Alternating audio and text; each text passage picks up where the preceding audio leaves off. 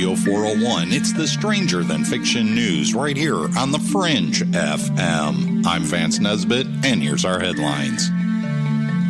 Monkeys keep killing people in India. One evening last November, a young woman named Neha was feeding her infant son inside their house in Rankata, a small town in the outskirts of Agra, India.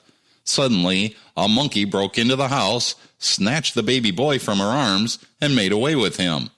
Neighbors chased the unexpected kidnapper with stones, but to their horror, the baby was soon found lying, blood-soaked, on a nearby terrace. Despite being rushed to the hospital, Arush, who was just 12 days old, did not survive. Perhaps this sounds like a freak tragedy, a rare case of wild animal behaving outside its natural order. But truthfully, there was nothing especially rare about this incident. Less than a month before, in nearby Tikri, a 72-year-old man was stoned to death as he was scavenging for dry wood, when a troop of monkeys in the surrounding treetops rained bricks down on him after picking them up from a nearby construction area. Elsewhere in Himachal Pradesh, 86 cases of monkey attacks were registered with the state government from 2017 to 2018.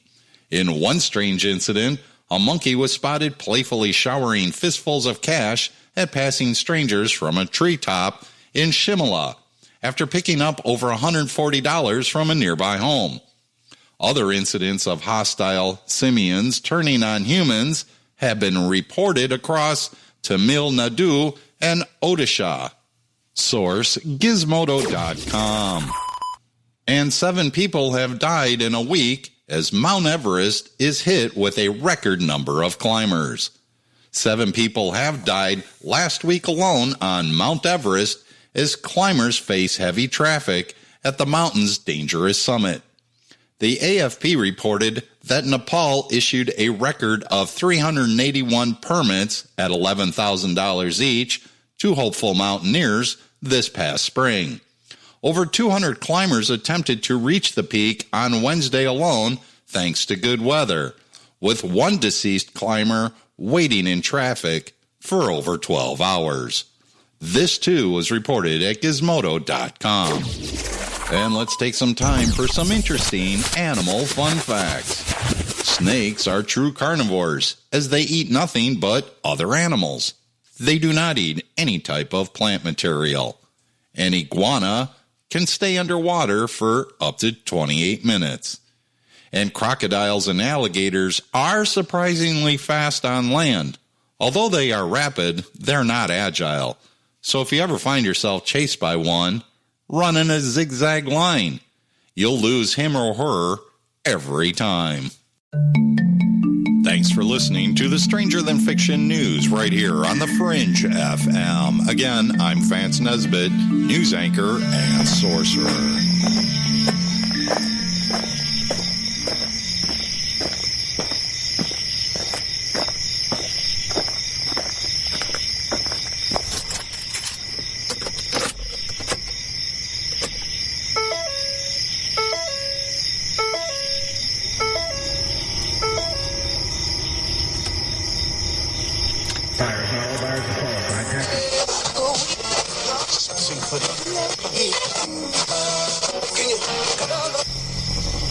Message is being broadcast by the Department of Defense of the Republic. At 2 a.m. Eastern Standard Time, multiple unidentified objects were confirmed to have entered Earth's atmosphere. Discovery Houston, 20 seconds to LOS T-drift.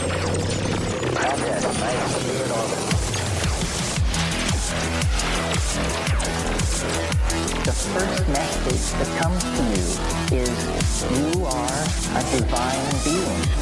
You matter. You count. You come from realms of unimaginable power and light, and you will return to those realms. The vast stretches of the unknown and the unanswered and the unfinished still far outstrip our collective comprehension. 5, 4, 3, 2, 1. Broadcasting from Forest Tower Studios, all the way from the Deep South. Now, here is your host, Joe Root.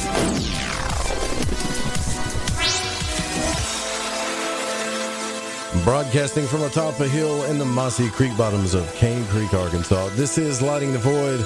I'm Joe Root. Welcome to the broadcast tonight. Thank you so much for joining us wherever you're listening from. It is Thursday night, May the 30th. And this is the show where we explore all the great mysteries of life and into the void. Tonight on the broadcast, author and instructor David Solomon is with us, and we'll be discussing magic, also his book, Magic is Real and More. That just coming up. I want to thank Dr. Richard Allen Miller for coming on the broadcast last night. That was a fantastic show, as always, and I've got a pretty good feedback on that. Tomorrow night on the broadcast, we're going to do our open lines. Anything goes. It'll be midnight. Mike will be with us, and I can't wait for that either. It's been a long time since he's been on the broadcast. Our website is lightingthevoid.com. We are live on the Fringe FM. That's KTLK Digital Broadcasting, the Fringe FM. If you're headed out to Contact in the Desert and you happen to see a few of our hosts out there, Ryan Gable, John Polk, Suzanne Ross, give them a shout. Stop by their booth. Tell them that you love them. And we'll have a few hosts out there. Hopefully next year we'll get to go out there. The call-in number tonight is 1-800-588-0335, and this show is brought to you by GetTheTea.com, as well as AncientLifeOil.com and PrepareWithTheFringe.com. So make sure you go give our sponsors a like and give them some love. If you've had a UFO sighting, give UFO Seekers a call at 661-UFO-7889. Go check out their newest video at youtube.com/UFO Seekers. 100% backed and supported here, because we love our UFO Seekers, folks. So today we were supposed to go out to the Board Camp Crystal Mine, and we actually didn't make it out there. We were exhausted, and then, we overslept. But we have a plan to get that going again. So some of you that were waiting on those photos, sorry about it. But I did see some more of your UFO photos that you sent in last night from the show, and some of them were pretty convincing. I know Dennis put one up that looked pretty darn real, I'd have to say, and it was a still shot. So, yeah, totally convinced on that one. That was probably the best photo that I saw. So let's get into the interview, because I want to get right into this. David Solomon has over 22 years' experience as a magician. He has studied and practiced in Hermetic, Kabbalistic, Wiccan, Daoist, Vedic, Tibetan, Yogic, and Shamanic traditions, along with experience in Qigong, Nei Gong, acupuncture, and various forms of meditation. He is the founder of Magical Golden Age, which is a website and community providing education in the science of applied consciousness, a term he uses for magic, borrowing from Arthur C Clarke's definition of any sufficiently advanced technology is indistinguishable from magic. Now, having experienced over 300 miracles and siddhis, including telekinesis, weather control, a rapid healing of wounds, precognition, animal communication, profound synchronicities, and rapid manifestation, David teaches in workshops, personal training and healing sessions, and at spiritual retreats and power spots around the world. And his website is magicalgoldenage.com. Thank you for coming on the broadcast, David. It's good to have you. Joe, that's an incredible introduction. Thank you so much. I'm really happy to be here. It's an honor to be on your show. I try, man. I try. I get. I'm inspired by Bob Barker, because he did the best introductions, and The Price is Right. So I'm trying, man. But no, I'm inspired I think by you your channel work. Him well. Thank you. Oh, thank you.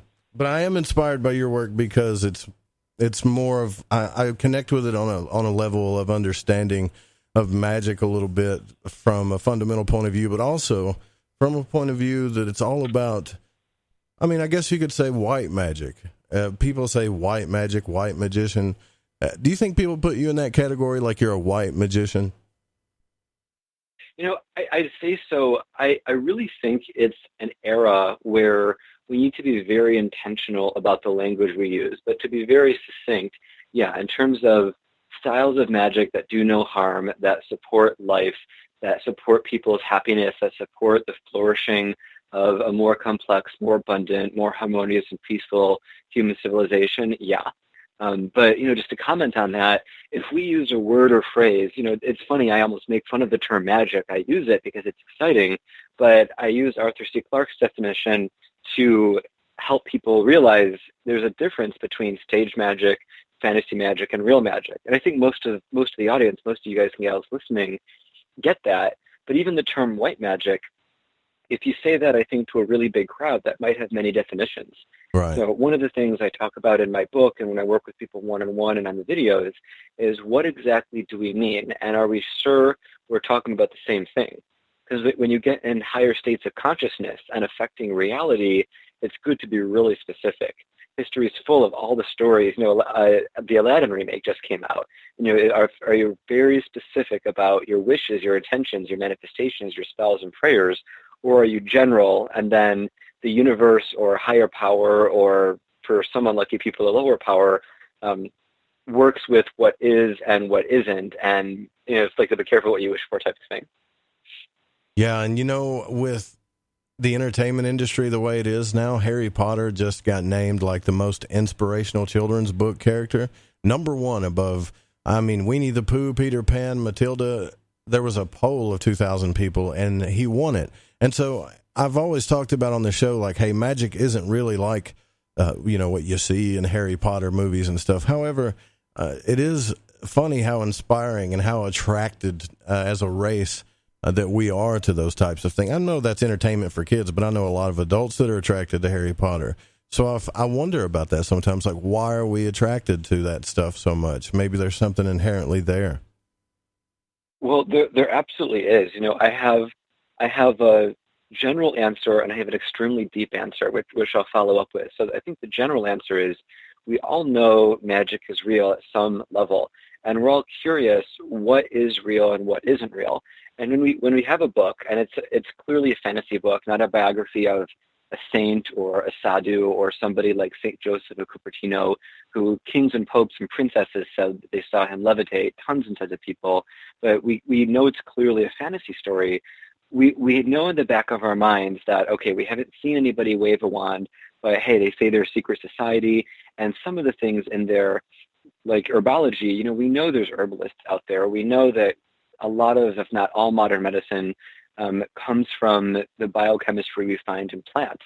Sometimes it's enhanced, sometimes it's distorted. And so when we read Harry Potter, it's a transmission, and it tells us rich life stories, and it inspires in us that hope and that wonder and that delight, but also a little bit more expectation.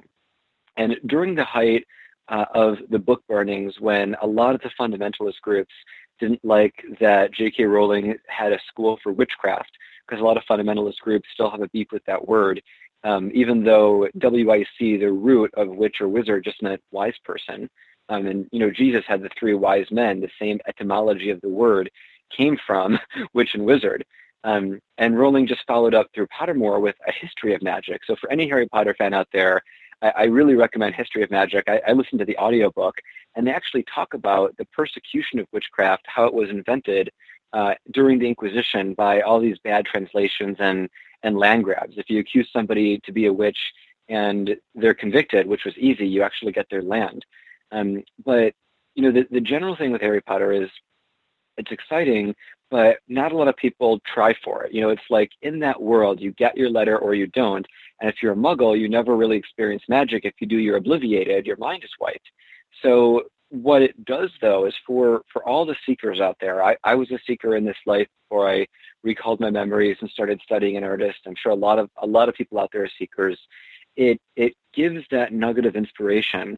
And at some point, we take that inspiration and we run with it. We might have a powerful thing happen in our life, a spontaneous remission of cancer. We might see something magical, like levitation or telekinesis or lights coming out of our hands, stuff all I and close friends have witnessed or directly experienced, or large money coming in or a job offer coming in after a powerful ritual with divine assistance, and some type of spark. But if not, a lot of us seek that stuff out. And I think actually Dr. Strange did a great job. You have somebody, I don't want to spoil the movie, but what was thrown in the trailer is, this guy's in crisis and he goes in search for answers. And like a lot of people, when Western medicine fails, he finds a teacher who shows him real magic and he learns it and it changes his life. And that's a lot of experiences of a lot of people who have a chronic health condition, get acupuncture, get energy healing. If they're lucky to get somebody qualified, they realize there's something real there. maybe they study Chinese medicine or Reiki or one of a million other things, maybe not. And then I have the deeper answer for you in just a second if you have a response for that first. Yeah, I would love to hear the deeper answer, actually, as to why we're all... Here's why. I look at this in everything, David, not just Harry Potter, but also in things like, The Lord of the Rings, Game of Thrones, even the stuff they're putting out on Netflix. And, of course, I know some people say, well, watching TV is bad for you. You shouldn't do that. But I pay attention to the zeitgeist and what's going on. And what's going on is this stuff is everywhere now. And not only is it everywhere, it's popular. So even the advertisers and stuff out there they know inherently that people are being more drawn to these types of things. Well, yeah, that's absolutely true. And there's so many reasons for that. And I'm glad this is being recorded because I feel like this is a really, really important topic. So just to start tying in some of the UFO stuff you mentioned, so a lot of people out there have varying degrees of credibility. So anytime I mention a reference, I'm referring to somebody who seems to know their stuff, but I don't always read up on everyone's life stories. But there's a number of people, including David Wilcock, a lot of good stuff from him, a few not as good things, a few reductions from him. But he and others have said, we are, as a planet and a galaxy, moving through a field of space that is more ionically charged in a certain way, which helps activate what scientists who don't dig deeper call junk DNA. And if you look at the universe, it's 95% dark matter and energy, 2/3 dark energy, 1/3 dark matter at the current consensus. So when you look at all the DNA that we feel is inactive, we used to think the appendix didn't do anything, and we learned it was active in the microbiome. We used to think neurons couldn't regenerate. They can.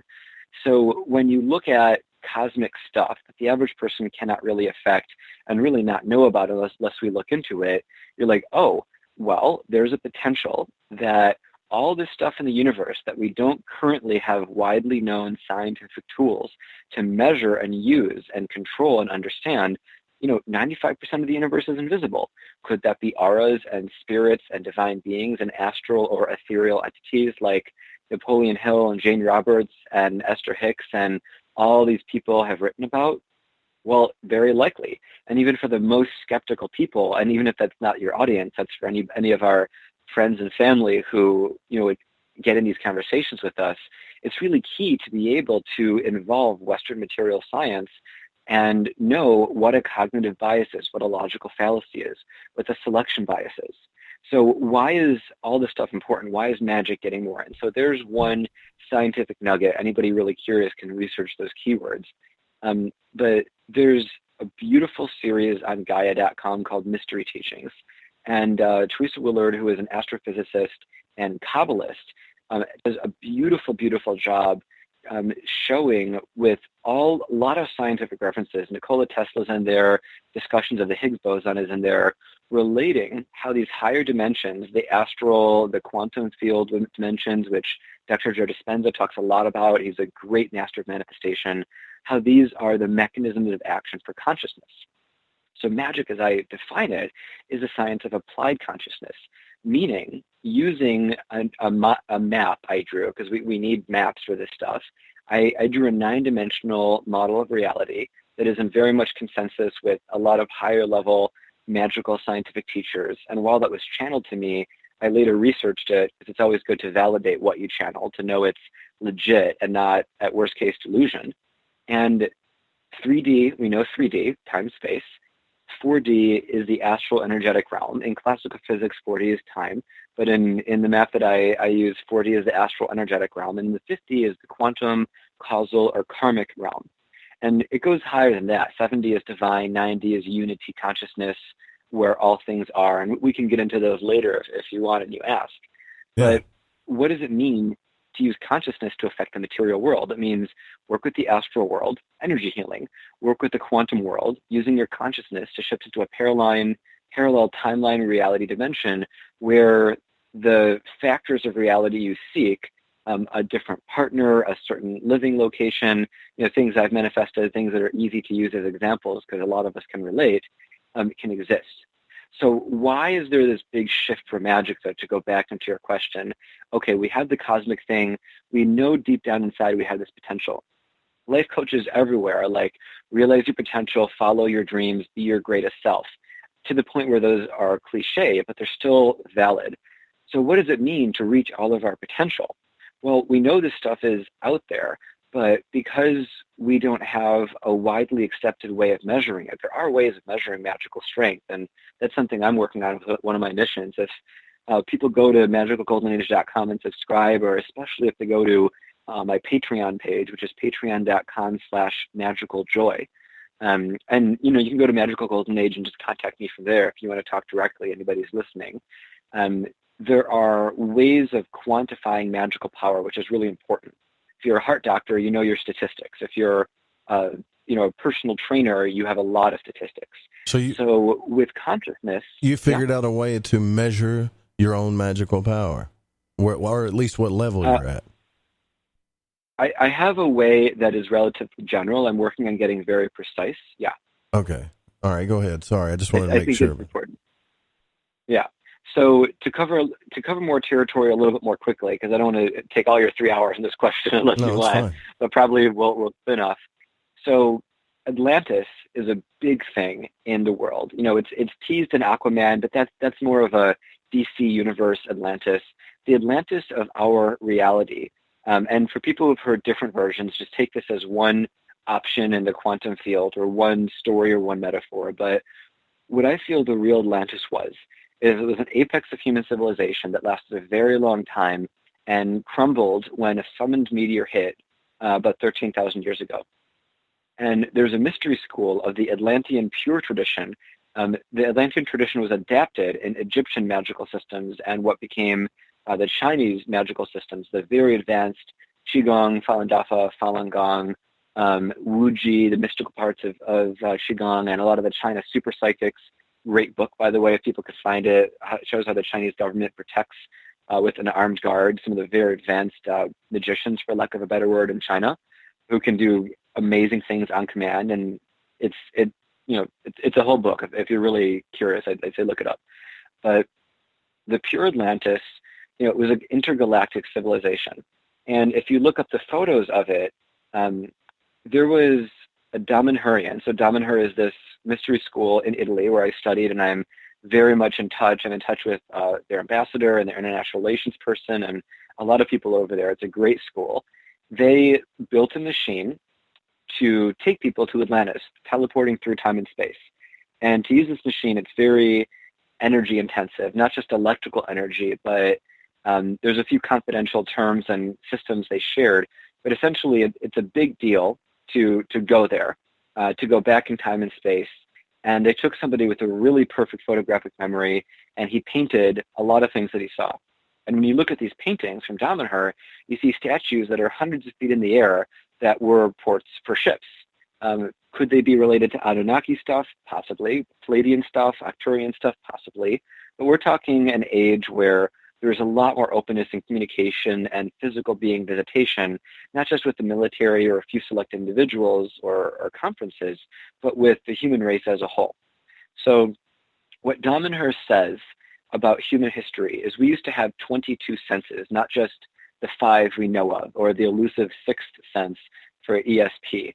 And some of those senses were memory, remembering our truer spiritual, astral soul natures in between physical incarnations. So why are we drawn to magic? Just bringing this big topic full circle, we know deep down that we are capable of more.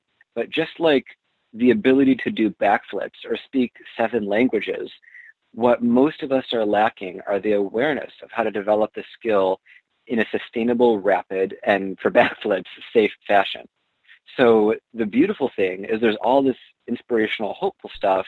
The unfortunate thing, just to step out of the enlightened state where nothing is fortunate or unfortunate, everything is perfect. Sure. The unfortunate thing is, unless you are part of a lineage that's very well respected, or you have a teacher who's been public for a long time, or you have a lot of ethical, credible people who vouch for them, you don't know what something will do to you.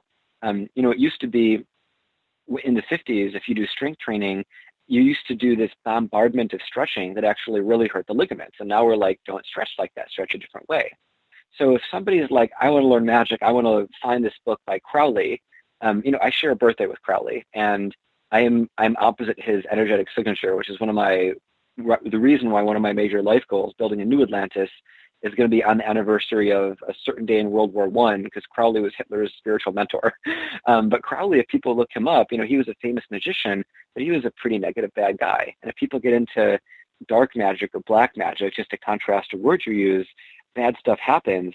And that's just like using anabolic steroids. It might look seductive, but if you're not really aware of what's going on, it's going to mess you up.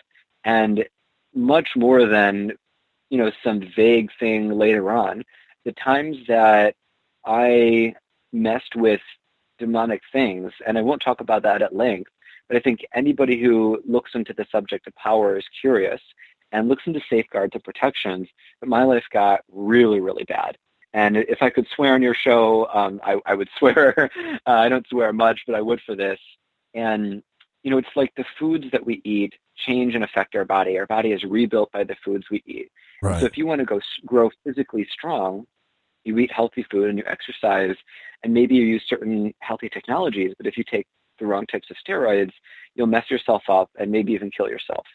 So the value of working with a good teacher, and the what I care to gift the world, is an open source, transparent, collective and eclectic, multi-traditional, multidisciplinary system to understand consciousness from the esoteric to the neuroscience, wrapping everything together, including biology and psychology.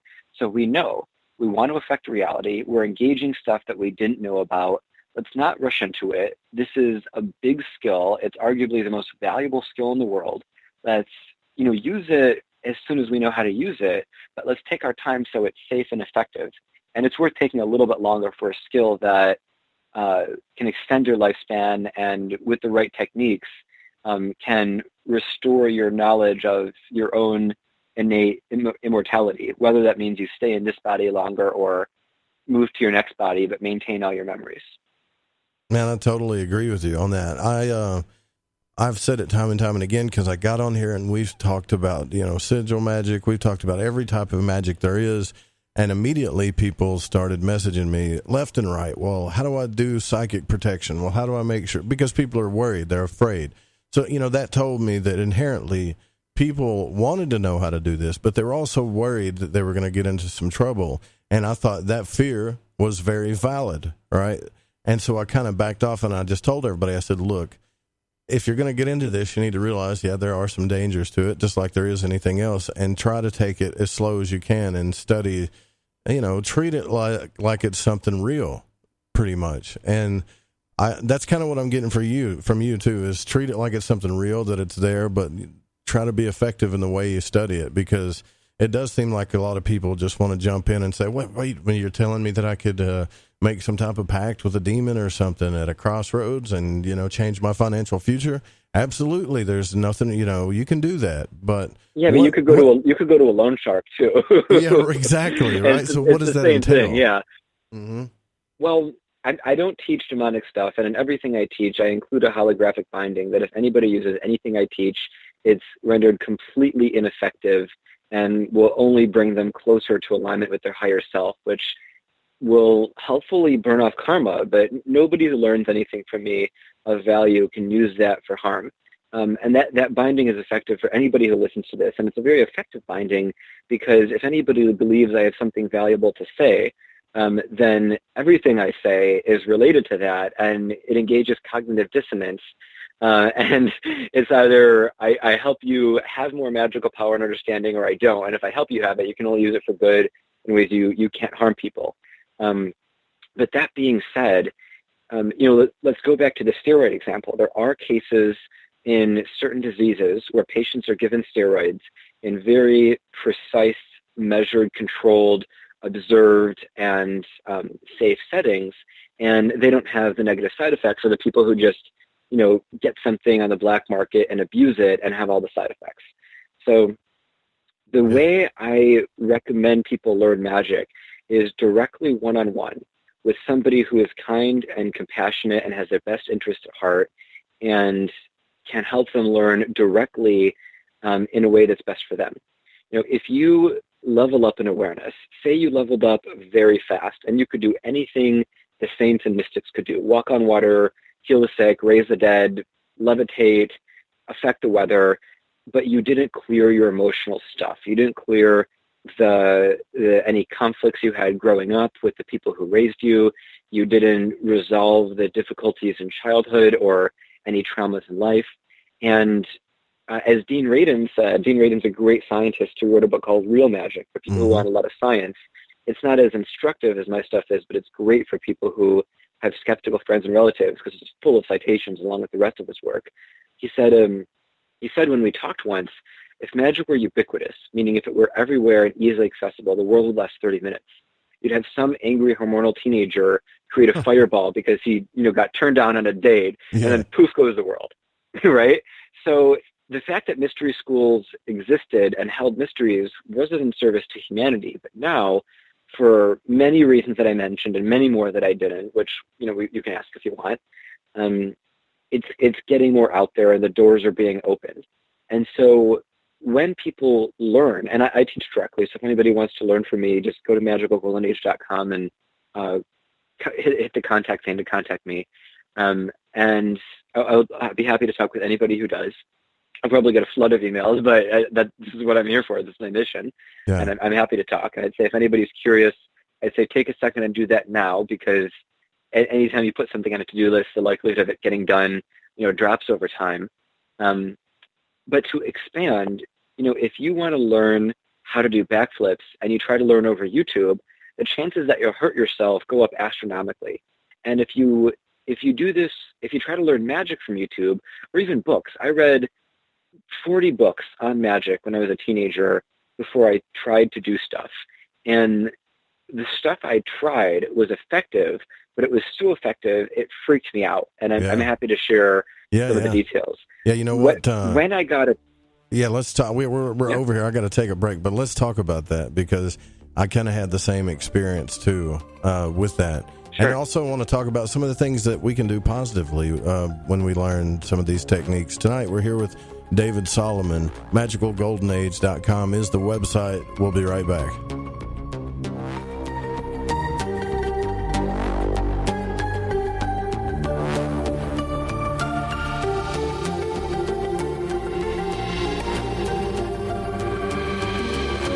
Howdy, this is Catalina, and you're listening to Lighting the Void with Joe Roop.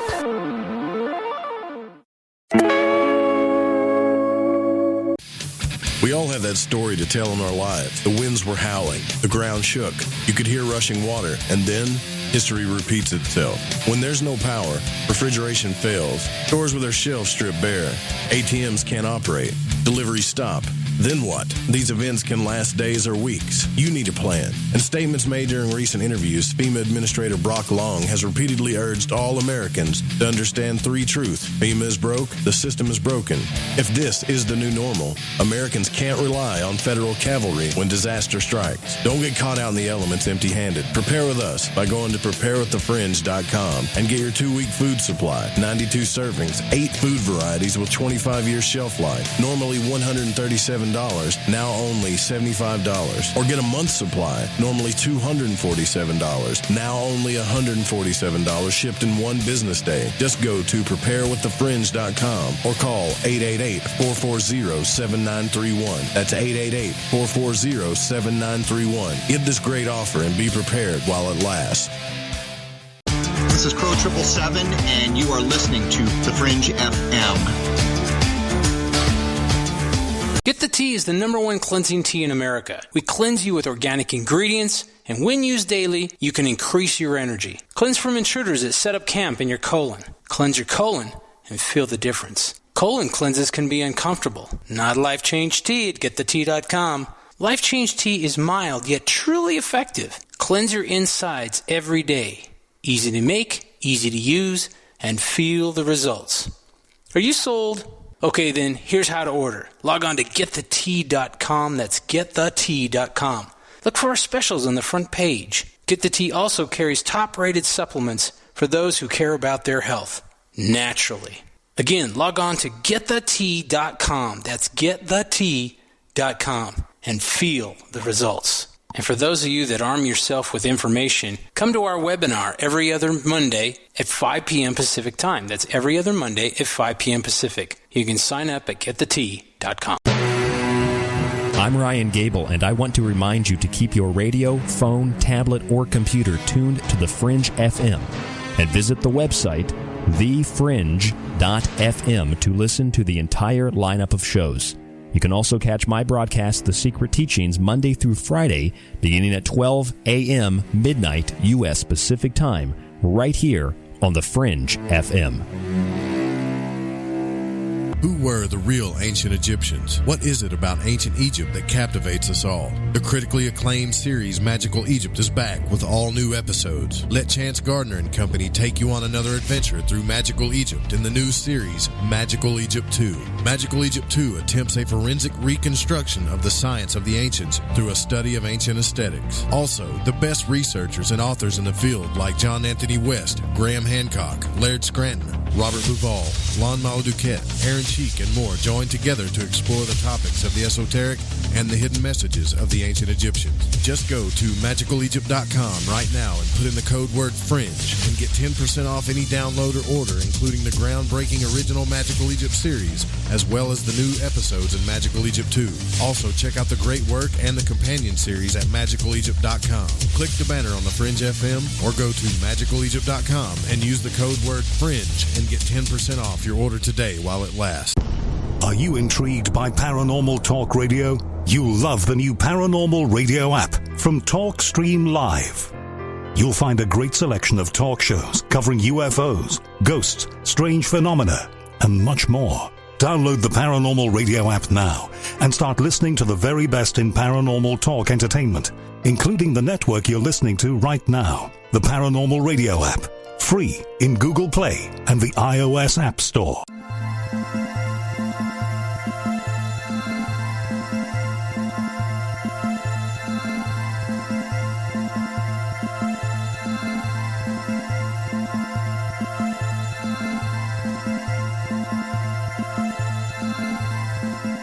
One 1-800-588-0335 is the call-in number. This is Lighting the Void. I'm your host, Joe Roop. Tonight we're here with David Solomon. The website is magicalgoldenage.com. His book is Magic is Real. And before the break, we were discussing we got really in-depth about magic, but also you had mentioned some of the things that you tried in the beginning and how you came to some of the conclusions that you came to about magic. And I'll just tell you about my experience really fast, and I won't tell the story, but that's the reason why I got into the subject, David, was because when I tried it, and some people say, well, it's beginner's luck, but when I tried it, I found out that it not only was it real, but it was profoundly real, and things manifested just like the books were telling me, and it kind of freaked me out. Did that happen that way for you? You know, I've always had a connection with the higher realms, and so the things that I did, I didn't really copy stuff from books except in the very first year when I was 13, and a lot of those were more dedication and connection rituals with nature spirits and gods and goddesses, and that thankfully really aligned me to the right path. But my whole life I've been moved to create my own rituals, and the experience that freaked me out was something that I invented and I put together, and it was a karmic rebound spell on a bully. I had vowed to do no harm, but I just wanted to send his energies back to him. And he was bullying me, and he was bullying a girl, and very traditional stuff like throwing books on the floor, teasing in class, bribing a break in it to do the homework. And I won't share what I did, and I've never done anything like this since then. And I didn't know what would happen. And I didn't call on any dark powers. I just asked that the energies he was sending be sent back to him, and that he would know it at some level and choose to stop bullying because of it. And I asked higher powers to take on all of the actions, higher powers meaning benevolent gods and goddesses back then in the Wiccan tradition, Diana, goddess of the moon, in that tradition. And I said, everything can go through you. It's not me directly doing something. And that way, a lot of times I say to people now, if you put the responsibility of what is happening and the final decision and action and mechanism of action on a benevolent being of a higher power and arguably a higher intelligence, then whatever happens is, you could say divine will, and you just called attention to it. And long story short, he came back from spring break with 3 broken bones from a snowboarding accident. And I was not calling in physical injury. I was not calling in pain. I don't think those things, those things can be useful, but I was not imagining that at all. What I imagined is somebody giving him like a stern talk, right? I was a very gentle kid. And that really scared me. But after a week or two, I'm like, okay, this is powerful and it's effective. I'm going to deepen my studies. But even at that point, I started to branch out a bit into psychology, because I realized if I had the confidence and the composure to look him in the eye and say, hey, what you're doing is wrong. If you need help with your homework, we can actually study together. But, these patterns aren't going to serve you in life, and they could get you into a lot of trouble. And, nowadays legal trouble, but, this was, this was about 20 years ago. And, I would have said that. But what kid in middle school has that language and that composure in public schools? Not a lot of them on average, as far as I know. So the thing that really anchored it to me, though, is later in life, when I was 19, I had taken a break from formal magical studies. I was just about to enter a dojo to study Zen and Kung Fu and Tai Chi with a really excellent master named Sifu Robert Brown, who practices in Michigan and Berkeley and Rochester and studied at Shaolin. And my dad, and I write this in my book in chapter 12 of Magic is Real, he was going through a procedure related to colon cancer, and I had his okay to talk about this. And when he was going through that procedure, his colon burst, and he was rushed to the ER. Now, even if you don't know a lot about anatomy, if your colon bursts, the stuff in your colon is not meant to be in the rest of your body. So he was literally in life-threatening danger. That is not an exaggeration. Right. So I rushed home. I rushed to the hospital, and I was going to school in Ann Arbor, University of Michigan at the time.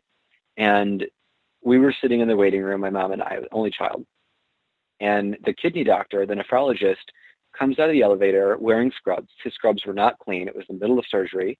And he said, I want to let you guys know something. Do you want to go to a private room? And, it was up to her. And she said, no, I don't think she could maintain her composure, getting up and walking. It was a stressful situation, to put it lightly. And he said, Larry's kidneys have stopped working. He may need dialysis his whole life. He'll probably need it for many months, and he could die. And she started really having a very strong reaction. I don't want to get into it a lot because of any listeners. I don't want to trigger anybody. And I didn't really react. I wasn't expecting that. I hadn't had any major tragedies or deaths of anybody close to me up to that point. And I could conceive of it intellectually, but not emotionally. But I also knew deep down that wouldn't happen, that I would not allow that to happen. So after the nephrologist left, and he said Dad will be in surgery for hours. And so, to stay and wait, but to not expect more news anytime soon. So I could tell him I wanted some space. So I stayed in the area, but I went off about, 15 feet away, and I opened up my computer, and I was going to say, well, if I can't do anything, I'll just do some homework. I was being practical. And then instantly, my higher self was like, you want to do something practical, change the probabilities of what's going to happen in the situation. So to avoid the self-consciousness anybody can feel, I opened up my computer, I opened up some homework, just so if anybody looked at me, they wouldn't think, whatever, even though it's an emergency room waiting room. Yeah, right. And I got very still, and my higher self, or you could say a guide or a guardian angel or a goddess I was working with, or Avalokiteshvara if you're in the Tibetan tradition, whatever aspect of creation you resonate with that you want to name it, came through me. I like to say my higher self. And through me, I could see and feel, so my ego, David's ego, my intention started it. So I perceive, there's a merging and a blending here. And I just had a vision of his kidneys working fine. And I didn't study anatomy. I didn't know what kidneys looked like, but I just what seemed like kidneys and the pathways for all the fluids. I could see a sparkling silver fluid, and I could just see everything completely fine in his body. And there was an absolute knowing and an absolute certainty that everything would be okay. And that occurred for somewhere between 20 seconds and 4.5 minutes. Time during magical operations, as you may know, can get a little distorted. And then when it was done, it was done. I knew there was no more work to do. I closed my computer. I got some hot chocolate. I sat back down. I knew there was nothing else to do, but it was still, a lot of energies went through me. So I wasn't able to do computer stuff. I didn't want to. I could tell my mom still wanted space. And after a few more minutes of just watching whatever was on TV, I saw the elevator open and the kidney doctor came back out. Now, for practical purposes, if a major organ doctor leaves a major surgery, when they say somebody has a possibility of dying, and they leave twice in succession, you assume the worst. Yeah, Mom you think something's really, gone really wrong. Yeah, for sure. I would. Yeah, beyond what already went wrong. Right. So she started to break down, but he didn't look like he was preparing to deliver a tough message. So I walked over to her, I would have anyway, and he said, "I don't know what happened, but a few minutes ago, Larry's kidneys started mysteriously working. Wow. And we're going to sew him up, and he won't need dialysis, and he'll be in the ICU for a few days to be safe, but he'll be fine." Did you tell anybody and this was the reverse. But did you tell anybody what happened, right? Did you tell anybody that you did that? Not for a long while. And I think if the scenario would have happened today, so I actually had a friend die of a drug overdose of ketamine last year, about 9 months ago. And during that occasion, a lot of our friends were there. I woke up with a lot of fear. I almost never feel fear anymore. I knew instantly that something was up. I checked my phone, which is on silent and airplane mode at night, and I saw a text from his partner, and she said he's on his deathbed. Come to San Francisco Hospital right away. And I was in Palo Alto, about 45 minutes away, and I just knew to check my phone, and I'm glad I saw that. So I got myself ready really quickly. I started to drive up, and our peer group was people very spiritual, very magical, and there were a lot of people there over the course of the day. But when I got there was only a few of us. And I knew that in the time that had elapsed from when I was 19 to, I think I had just turned 34 when this happened, chronologically, spiritually, aging, biological age, very different time frame. And I knew that I could do something. The question was, should I do something?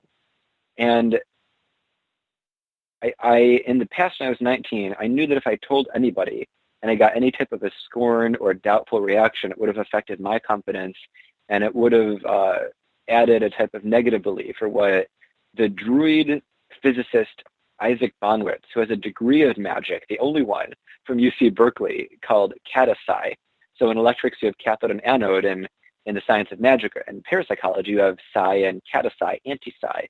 So I knew if I told people, they could have affected my abilities, and they could have affected the operation. Just like in goal setting, if you have an ambitious goal and you have people who wouldn't support you, you don't tell them that goal, right? Generally. I always wondered about that, David, to be honest with you. My dad told me that when I was a kid. Look, if you got a big plan and you really want something to work, don't tell anybody. And even in my magical studies, there was this thing about keeping silent. And the hard part, and I don't want to cut this story off, but I'm just making this point, like, the hard part about that is once you realize that some of this stuff is actually real, it's very hard not to talk about because it's so exciting. You know what I'm saying? Well, I do, Joe, but I also want to ground it a little bit. Say you get really into the Japanese wood flute, beautiful instrument, and you have a mystical experience playing the flute, taking away all magical stuff for a second. Do you tell everybody about it and expect them to get just as excited as you are? No. For most of us, right, no. So as cool and useful and awesome and practical and real as magic is, people don't care about it. To rephrase that, not everybody cares the same degree at the same depth about everything as you do, which is why And I normally don't talk about this, but for your audience I will, which is why, unfortunately, for all the validity to civilizations and people who visit from places other than this planet, there's a bad rap and ridicule, because it's a topic that isn't relevant to or exciting for people unless they're drawn to it, like, say, the Japanese wood flute. So to expect somebody to get excited about something because you're excited, it's you want to share it, but there's also a deeper psychology component. It's you want validation for your ego, and you want to feel special. And there's nothing wrong with that. But I would argue that, I would offer, I don't argue, I would offer that if you really want camaraderie and community about something, and you want to collaborate, you find people of a like mind, and you don't try to convert people. You know, a lot of us, if not all of us, have had an experience of somebody trying to convert us to something or other. And generally it's annoying. You know, sometimes it's great and we're appreciative or it's interesting, but generally it can be really annoying if they're pushy.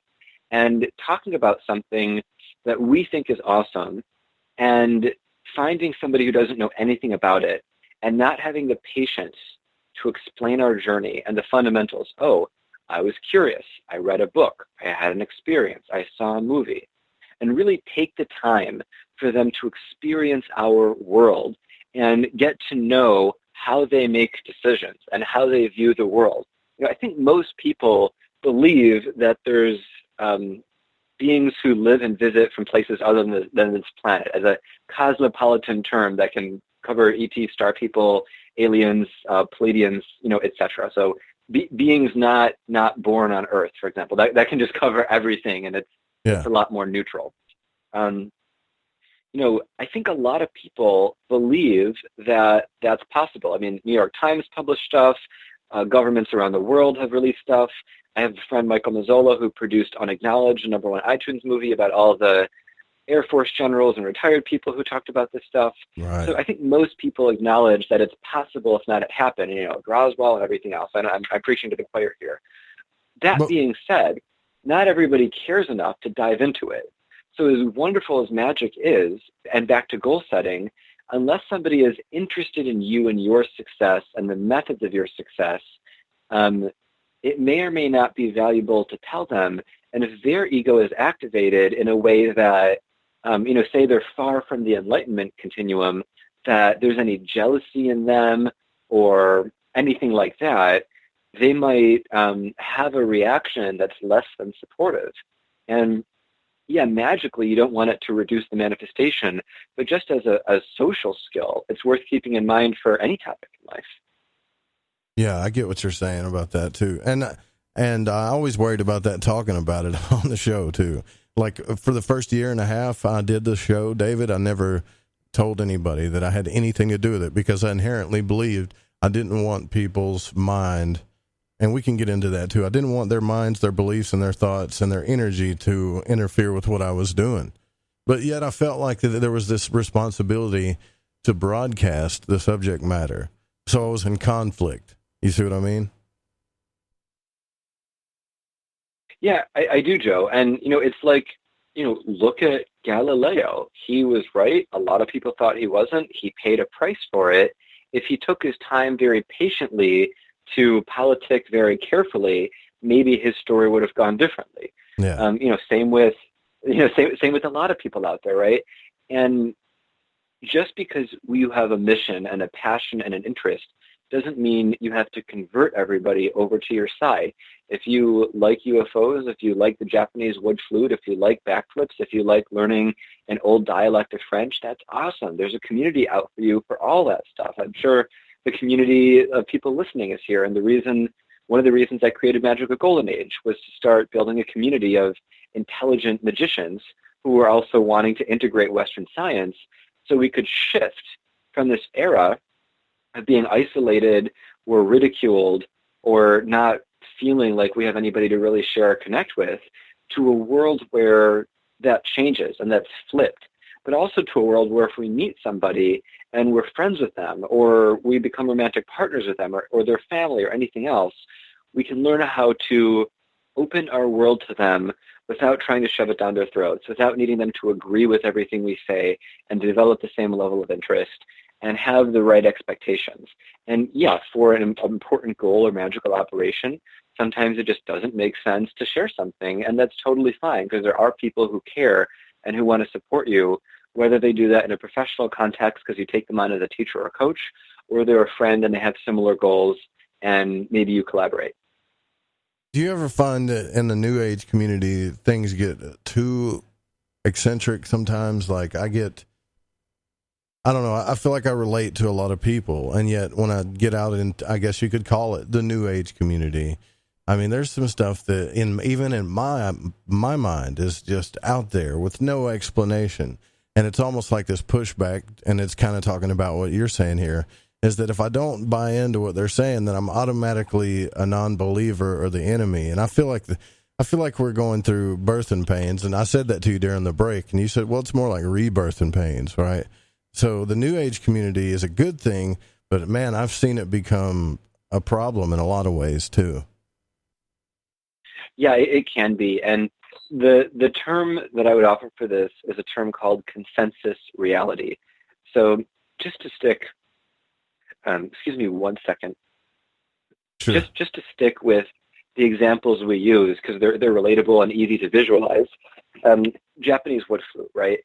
You're interested in it, you tell somebody it's great, they don't care at all about music, and they think you're wasting your time. And they're, maybe they work in a factory, maybe they work on spaceships, who knows?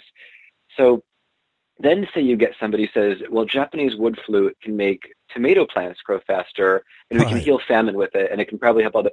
And they really care, and you don't care. And they're like, well, you don't care about people who die of hunger every day, and they really get triggered from it. There's a word called rationality, and it's really useful. And the value of rationality is to know how and why you believe something and why that belief is true. And there's a line between fantasy and reality that is really important to know where that line is. I think it's great to have an open mind. I think it's great to learn stuff. I think it's great to study things and follow things you're curious about. In Magic Israel, in the book that I wrote, I have a continuum of knowledge transformation. And you have an idea, and that shifts to a thought, and then that shifts to a belief, and then a hope. You hope something is true. And then you have a faith, which means you know it before you see the physical presence. And then you really have the knowing, and usually that comes with validation. So if there's somebody in the community and they believe that there is a certain type of technology or a certain experience, or they had a certain encounter, the word validation is useful, because if they really want to share it with other people and they want the world to know if it is legitimate and if it's the right time, karmically and otherwise, they're going to be able to validate it, and they have nothing to worry about. But if somebody had an experience in their own mind, and just in their own mind, and there's no way to validate that from fantasy, then it's worth knowing. It doesn't mean that it's wrong or invalid.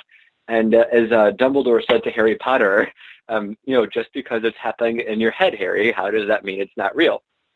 But for major life decisions, for example, for any major life decisions, usually anything involving time or money that you care about, and that you need for basic life needs or for anything else, it's worth having consensus reality. And to give a life story example, I lived with somebody, we'll call him Ben, and Ben had bipolar. But Ben was also very smart and very social and really good guy with a lot of energy. Ben was on meds, and even on meds, he studied spirituality. His meds prevented episodes. They didn't dull his personality. So he was on the right type of a treatment plan, and his condition was pretty significant. It wasn't one of those fake diagnoses by, a 15-minute, blow-and-go pharmacy doctor sponsored by Pfizer, as part of the machine. He had a really good family and support system. But when Ben moved into the community house I ran, he went off his meds for his own reasons, and a few he shared. And we live, so in Palo Alto, I live right near a small airport, and I live 35 minutes from the San Francisco airport. So there's planes in the sky often, and they're usually relatively quiet, thankfully. And when he was off meds for about 3 weeks, he mentioned to me outside that he saw a ton of UFOs decloaking in the sky. And it was a really challenging moment for me at the time, because I knew that UFOs and aliens and the narrative that he read were helpful in a spiritual context. And in a spiritual context, it's very much for him tied to personal growth. And I didn't want to quench those fires. At the same time, I wanted to ask, how are you certain those weren't just planes? Because there's 100 planes that fly overhead throughout the day.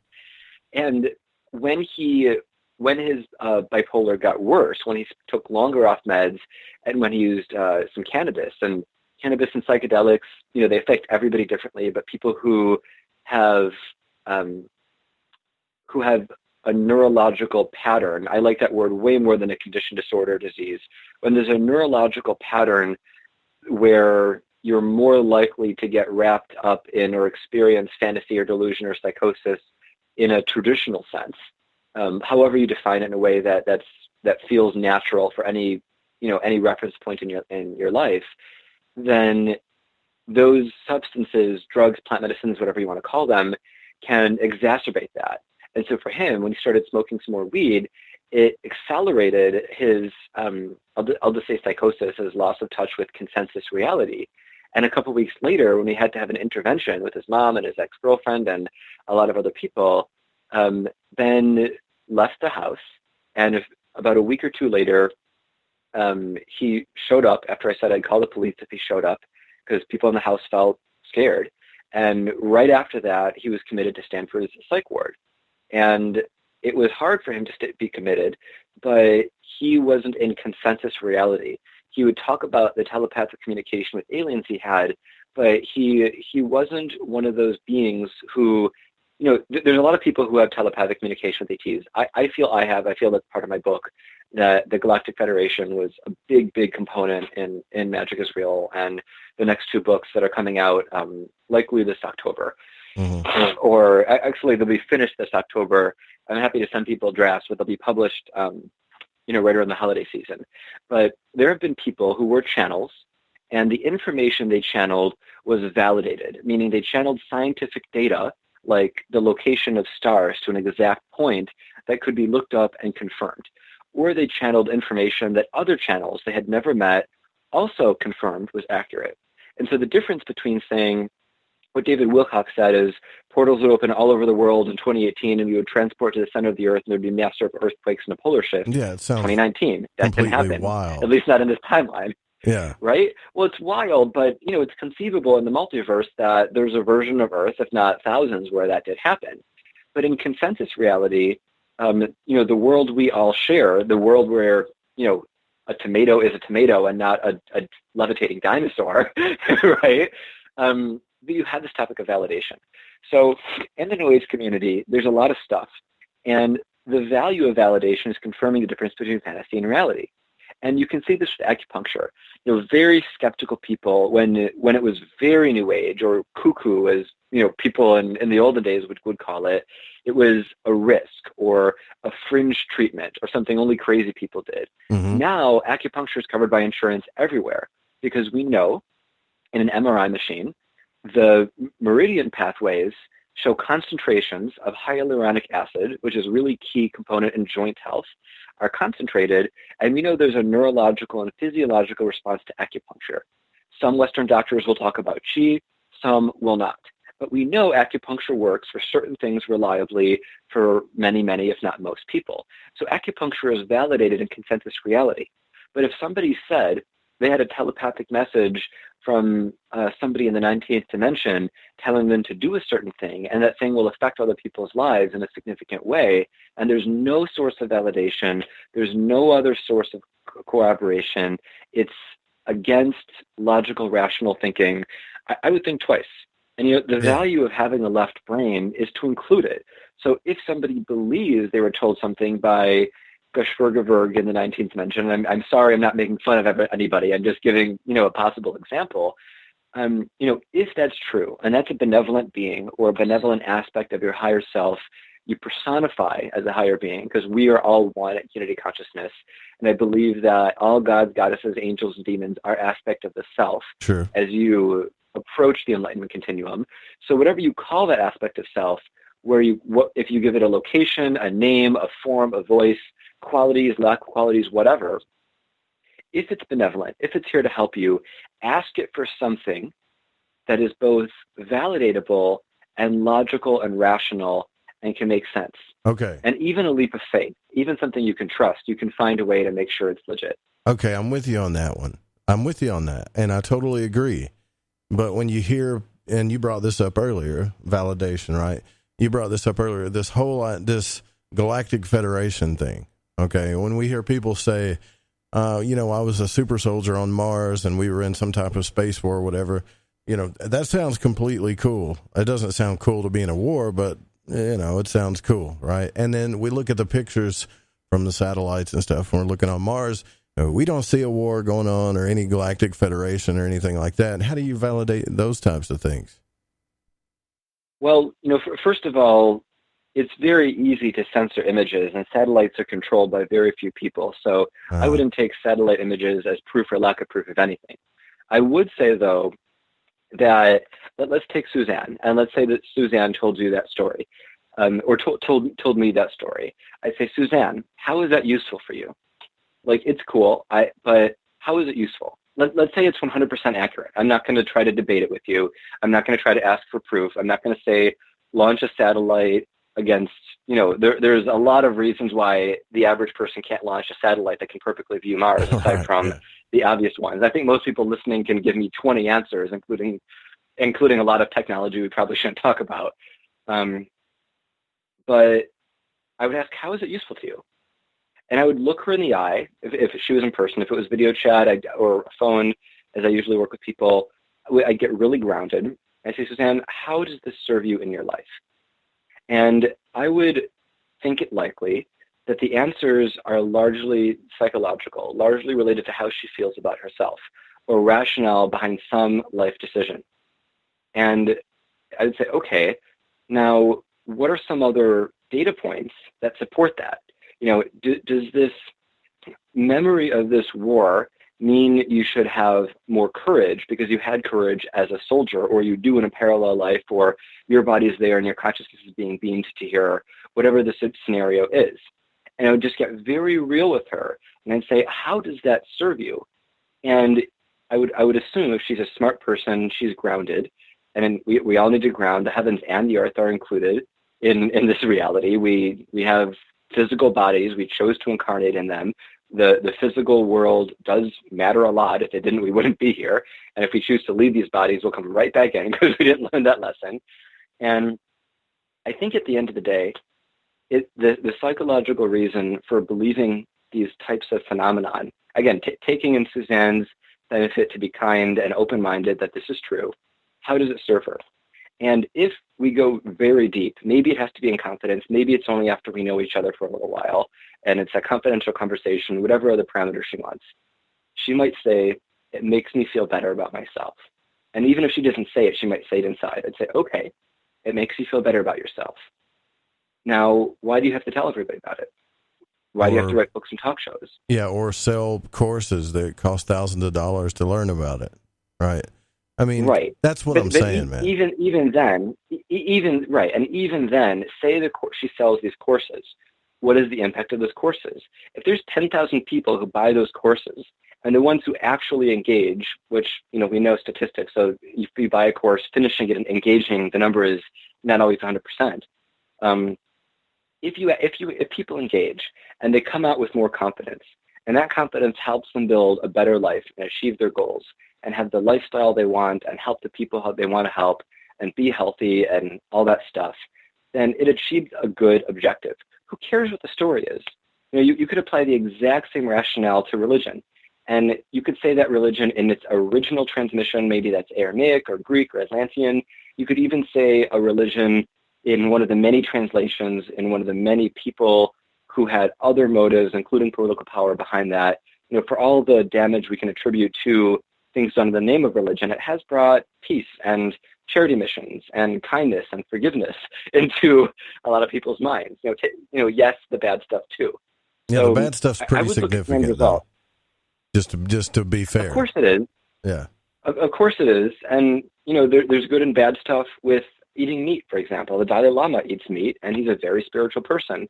Eating meat in the way our culture does it, generally you could say that's a very bad thing for the world and the animals and the animal spirits and people. So I think everything is a double-edged sword. And, if you really want to be the most effective person, you look at, is this the best way? So if Suzanne wants to teach a course based on her work as a soldier on Mars, and she's a mature person, and she's emotionally whole, and she's not lying to herself, and her desire to be special, which I think all of us have to some degree because we're all connected, it doesn't overwhelm her rationality. And she wants to be rational and free with her connected emotions and be a grown-up soul. Then is this narrative the thing that will serve humanity the best way? And if she wants to serve humanity as a whole, then it might be the best way and it might not. And if it's not, does it make sense to make a course or not? And if it makes sense to make it and the audience is small, can she accept that? And can she be okay with that? Yeah, but I would say, and I know we're getting away from magic in here, and I'm not putting that on you, by any means. But I would say that the numbers, these courses and the people that sign up for them, the numbers are not small. They're very, very large, right? And when I talk to some of these people, and I have, and they say, well, I was a super soldier, and we did this thing on Mars, and yada, yada, yada. And I'm like, okay. Why are you telling me this? Well, their point of view is because, the Earth needs to know because we've been lied to and all this stuff. And I think people are attracted to that, the fact that we're lied to and there's something going on. And so when a really cool narrative comes out that's super detailed, they just jump right into it with no validation, right? Because they inherently feel victimized, Then it's an expensive Harry Potter. It's an expensive story. Right? Yeah, that's very true. Yeah. Yeah, Amma is a spiritual teacher. She travels the world giving hugs. I've met her. I've connected with her. She'll be on stage for 18 hours without breaks. She's an amazing being. And there was a write-up, I think in the New York Times, again to reference that, just as a popular thing, not to call it good or bad or true or false, but there was a write-up about her and her community.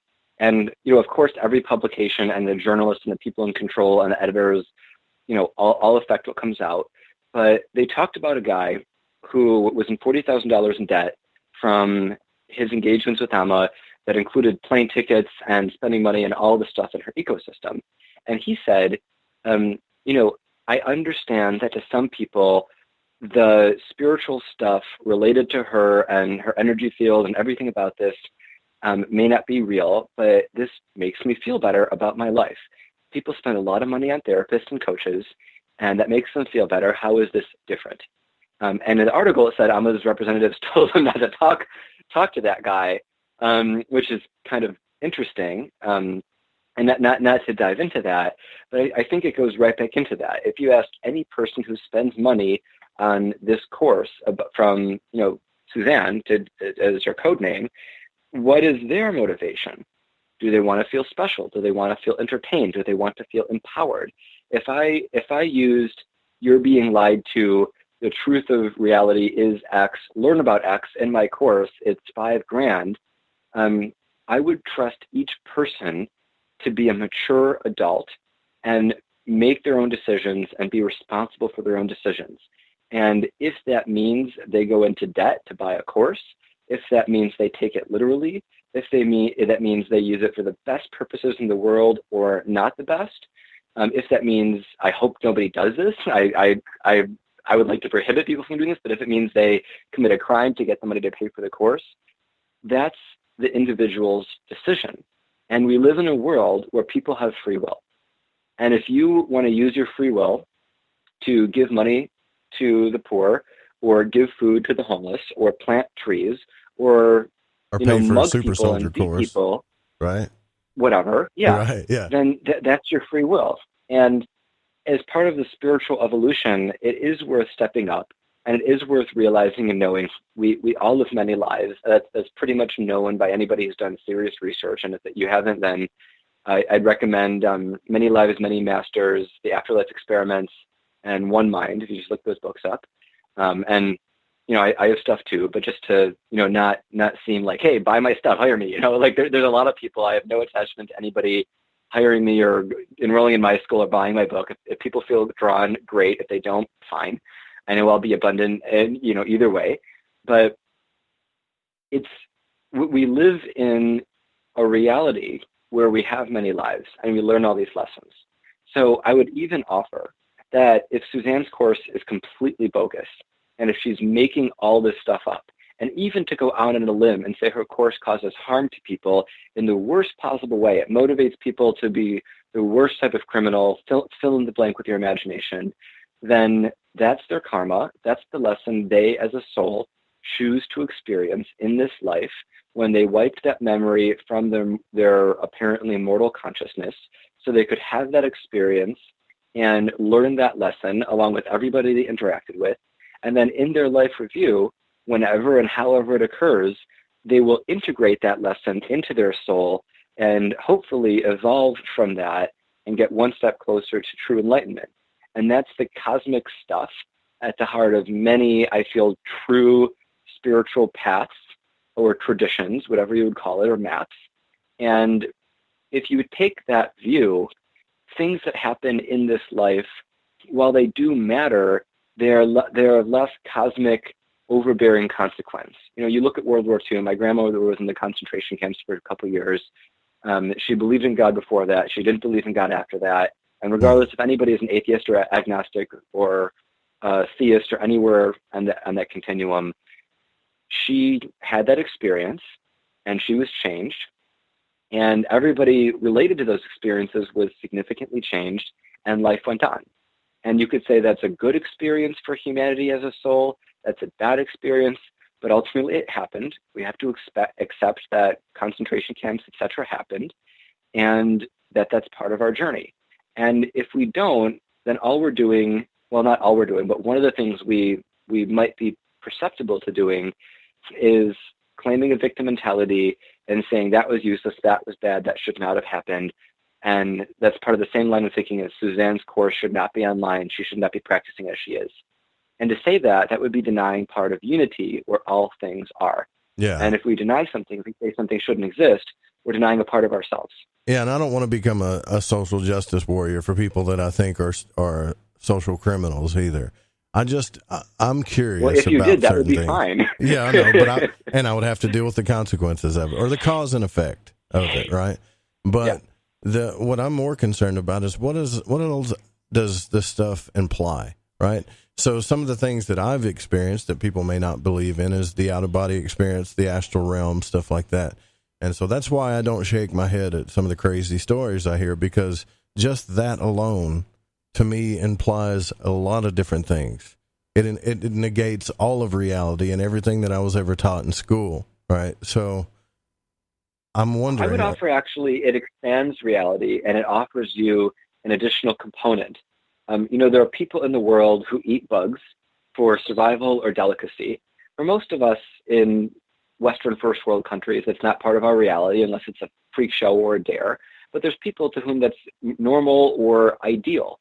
There was a company, I don't know if they're still around, called Exoprotein, and they used cricket protein in protein bars. So you'd have your amino acids in your protein, but you wouldn't kill animals or mammals. And big company, Tim Ferriss invested in it. Big, at least for a company of its type. And, there's so many ways of living and experiencing life. And it's so easy to call something crazy if it's outside our reference frame. But just because we didn't grow up with something, learning about it for whatever reason, doesn't mean that it's not useful. That also doesn't mean everything is useful. So, but to go on a limb, yeah, we have open minds because we have out-of-body and other experiences. But again, bringing in the rational mind, how is it useful? How does it serve us? And I think that if we're really real with ourselves and we ask that question and we keep asking it, we'll know what really drives us. And that's what really can open our lives to a lot more deep fulfillment and to getting aligned with our purpose and mission and integrating the spiritual with the material, which is something that I really love to help people with, or just advocate that they consider if they haven't. Yeah, and in your experience, because earlier you were talking about maps of consciousness, in your experience, was it better to, when I look at maps of consciousness, I look at things like the Kabbalah, the Tree of Life, stuff like that. Does that line up with, at all with your maps of when I say maps to the audience, I'm talking about anytime you go into an out-of-body experience or a super consciousness experience, how do you identify where you are in that realm, et cetera, et cetera? Did you use the Kabbalah at all in this, or did you find that method effective, the Kabbalah? Or that system? I studied Kabbalah, but I really feel that my purpose is to integrate all valid and legitimate systems of magic and have something that is cosmopolitan. And as wonderful as true Kabbalah is, and I think there's pop culture Kabbalah and true Kabbalah, right? And as valuable as I think true Kabbalah is, it is something that is a very specific map with specific origins and specific values. And I would offer that for a lot of people in the world, because of its Judaic connection, even if people wouldn't say they're Semitic or anti-Semitic, I mean, my birth family was Jewish, I would say that if something is attached to that many thousands of years of history and story and persecution, that energy is part of that lineage. Does that render it more or less effective? I'm not going to comment on that. I feel that if somebody is drawn to Kabbalah, study it. And at the right time, traditionally they say until after you're 40 and you've read the Talmud and you're studying with a good group of really experienced rabbis who know their stuff, then, that's the time when it's okay to study for a lot of reasons. It's a very powerful thing. But personally, I make maps. I don't generally follow maps unless it's very unexplored territory. So earlier, I have a practice between 1 and 3 hours a day where I go into higher states of consciousness intentionally during my waking life. And I have a procedure that I developed, which is rapid and effective and can be done mostly anywhere. I actually did it while sitting in a chair in a lit room surrounded by a bunch of people who, to not be a bigot, you could call muggles. And it was a workshop integrating business and spirituality and digging deep into your emotional past. And I shifted my consciousness into super consciousness while sitting in that room in about 8 minutes.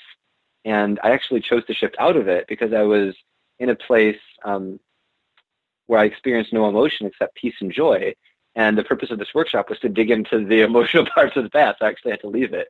But I use it a lot for manifestation and certain types of magical operations. And it's quite rapid for me.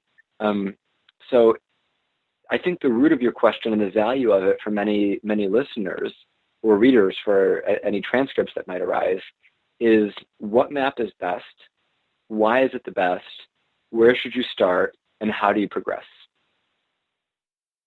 Yeah, that's a good point, because Kabbalah was the only system that I found made sense to me. And even in my travels, I guess you could say dream and astral travels, I did start identifying things that they were talking about, right? And I was like, okay, well then this is real. There's I don't know how to, it's not like a map like you would say in this realm where everything has roads or levels, but there were, types of levels, I guess you could say, in consciousness. And those types of things fascinate me. I wonder, did you ever come up against any type of resistance? Because, and I'm not trying to take this down the negative route, but for those people that think about that we live in a controlled system, in a slave system of consciousness, ruled by maybe archons or black magicians or things of that nature. What has been your experience with that, if any? Well, I believe we create our reality. I believe we are all one, and the illusion of separation exists because we chose to experience duality. And there's a lot of systems that break that down into mythology and story. And so I believe if somebody feels that this reality is one that contains certain definitions of archon and slave stuff, that's part of a pattern that they chose and that they can choose to overcome, whether that's a struggle or something graceful or if they feel they need a savior or a rescuer, or they're the savior or rescuer, which can be helpful or not helpful depending on how they express that inwardly and outwardly. So I personally don't feel it's helpful to have the narrative that we're in a slave system with archons, because because we create our reality, because the law of attraction is very real, and the legit law of attraction, not the pop culture watered down, the secret version, but the legit law of attraction, if you believe and accept and expect something, that's your experience. So if you're all the time thinking about you're a slave, then you're claiming the vibration of slavery, and you're going to look for it, see it, feel it, and experience it. And you're going to make yourself into a victim, and you're going to disempower yourself, and you're going to give yourself a struggle to freedom. And based on the narrative and the vocabulary and the map and tradition, you're going to make this journey difficult for yourself. And maybe the only victory is one that is so fantastical that it doesn't seem likely to happen in the next week or two. But if you take a path of liberation, if you say, I tried the slave archon thing for a while, I'm not happier and more successful, and I'm not achieving my life goals and dreams, but I'm fighting a good fight. And if at some point deep down inside, maybe it's this very moment, you realize, there's traditions which talk about enlightenment. It talks about happiness and peace and joy without story, without emotion, without analysis. You can choose to go into those things if they're useful. But I really like this idea of enlightenment, and I like the idea that it can be practical and neurological, and that I don't have to be a celibate monk with a shaved head in a cave for 40 years to achieve it and experience it. And so maybe just for a day, week, month, year, whatever, I'm going to pause on the slave thing, and I'm going to look at a system of enlightenment that's right for me. And that could be a thing called Finder's Course, which is a very effective course that was pioneered out here in Silicon Valley. There's a lot of data showing its effectiveness. It's a 17-week digital program by top Reiki guy who was a top Reiki person in the world, Jeffrey Martin, knows his stuff. Lots and lots and lots of data. Very smart person, independently wealthy, doesn't have financial incentive, gives discounts all the time to people. I talked to them in person a lot. I've considered him a mentor, and still do. And Finder's Course is great. It's secular, and it helps you train your brain to not be emotionally reactive and to feel peace and joy at a very, very brief summary. We're talking about a big, big shift. And so I would offer to people, again, how does the narrative serve you? We choose our beliefs, and with the beliefs we have, we create our reality inwardly and outwardly. And the more you believe in or know to be true everything about magic, the more you see this as literal.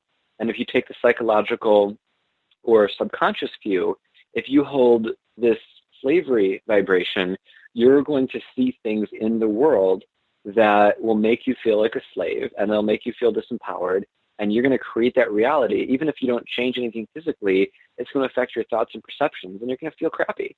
So I'm assuming you're saying it works in a way of focus, right? So if your mind is focused on the fact that you're a slave, then you're going to see the types of things that validate that more than you're going to see the other. And you're going to be drawn to that more. We know the placebo effect is real. And even the military industrial complex pharma system is aware of the placebo effect, admits that it's real, has it in controlled studies that are published with the National Institutes of Health, with pharma drugs that they want to make all these billions of dollars on. And it's not something to hide. It's not something that's widely hidden, that the nocebo effect is just as true. If you are convinced eating an alfalfa sprout will cure a cancer, and you're convinced to the depths of your being, and you test that and you eat it and your cancer's gone in a week, then you use the controlled placebo effect to use alfalfa sprout to heal your cancer, right? But if it's the opposite, if you're like, oh, this alfalfa sprout is cursed, not blessed, if I eat it, I'll get cancer, and a week later you develop cancer and you get all the tests both ways to verify, then you engage in the nocebo effect, you harm yourself by your belief.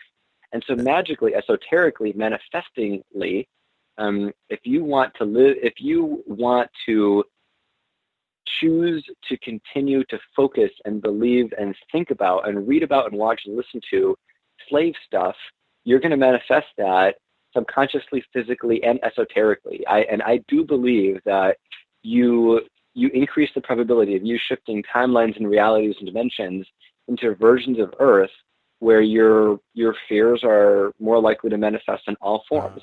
Okay. Which is the reason why my website is Magical Golden Age, so people can shift into a golden age and we can experience that. Yeah, I want to talk about that more too. This is a good conversation when I actually messed up and skipped a break, right? So this has been a really good conversation. Yeah. So we have to take a break here. I'm going to test the on-air line in the Discord room too, but listen, we'll be right back with David Solomon. Good stuff here.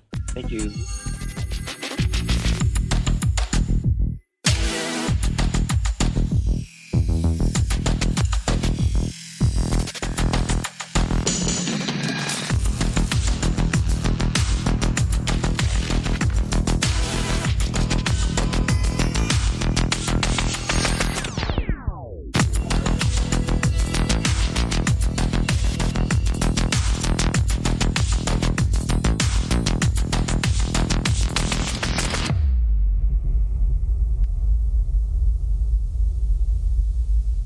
Hola, Fringe listeners. This is Dave Cruz of Beyond the Strange, and you're listening to The Fringe FM.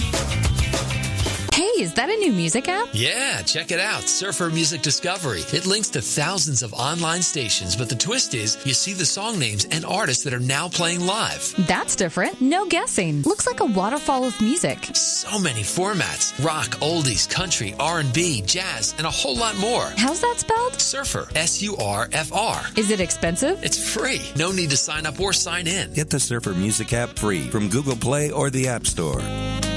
Alex. Hi, I'm Alex Exum, and you're listening to The Fringe FM. Do you want to know the truth? Are UFOs real? Are aliens visiting Earth? Are governments around the world hiding the biggest secret in history? We're UFO Seekers, official partner of The Fringe FM, and we're on a hunt for the truth. Join us as we investigate locations like Area 51 by subscribing on YouTube at youtube.com/UFO Seekers. The Fringe FM isn't just a radio station. We also provide services for all your audio production needs. If you are interested in live radio or pre-recorded podcasts, we're here to help.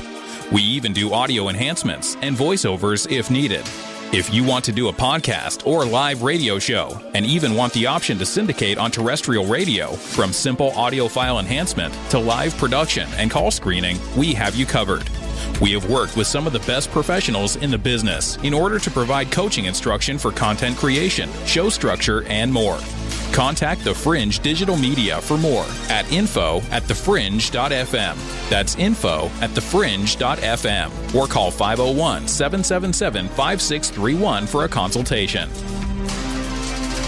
Did you know that qualified patients can access medical cannabis in all 50 states? Cannasense is a medical cannabis collective that helps patients in all 50 states gain access to cannabis medication. Cannasense does this with a streamlined process and strict compliance with the Compassionate Use Act of 1996, the Affordable Care Act, and the U.S. Constitution. It is important for each patient to understand the legalities involved, the cost, and the benefits of cannabis medication. Through truth, legalization, and education, the medical benefits of cannabis will supplant recreational perceptions, and the real vision for change will be realized. Let the people and their personal doctors take control of their medical cannabis decisions before the greed of big business takes over. The tipping point for change is today, and Cannasense is ready to lead the charge and enable legal access for all qualified patients to medical cannabis through its proven system. For more information, go to thefringe.fm/care or click the banner on the website today. AncientLifeOil.com. For your CBD needs, just remember, AncientLifeOil.com. What does it do for the body, you ask? I can't say to the people in the suits that run the industry. Big Pharma's all over CBD because of its well, you know what I mean. Research the benefits of CBD on Google and come back to AncientLifeOil.com and purchase your CBD today. Non-GMO and all organic. You don't want to be using a petroleum product. You want to be using the cleanest CBD product on the market. AncientLifeOil.com. We even have CBD for your pet. Help your pet's discomfort. Help your discomfort. Log on to AncientLifeOil.com. That's AncientLifeOil.com. Newly reduced prices to pass off the savings to the most important person. You.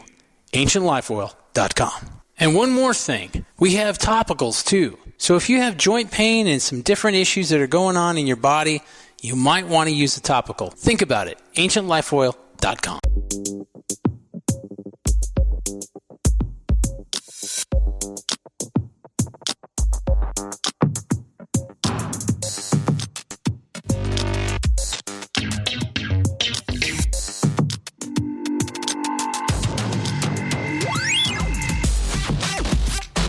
All right, welcome back to Lighting the Void. We're live here on the Fringe FM. Don't forget this show is live 9 p.m. Pacific to midnight, Monday through Friday night. And tonight we're here with David Solomon, magicalgoldenage.com is his website. We're talking about his book as well, Magic is Real.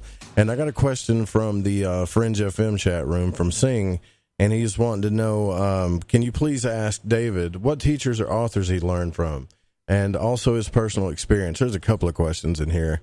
And one thing he would propagate or make his life mission. So I guess they want to know, you know, who inspired you, like authors, and your own experiences, which we can get into that too. And what's your life mission?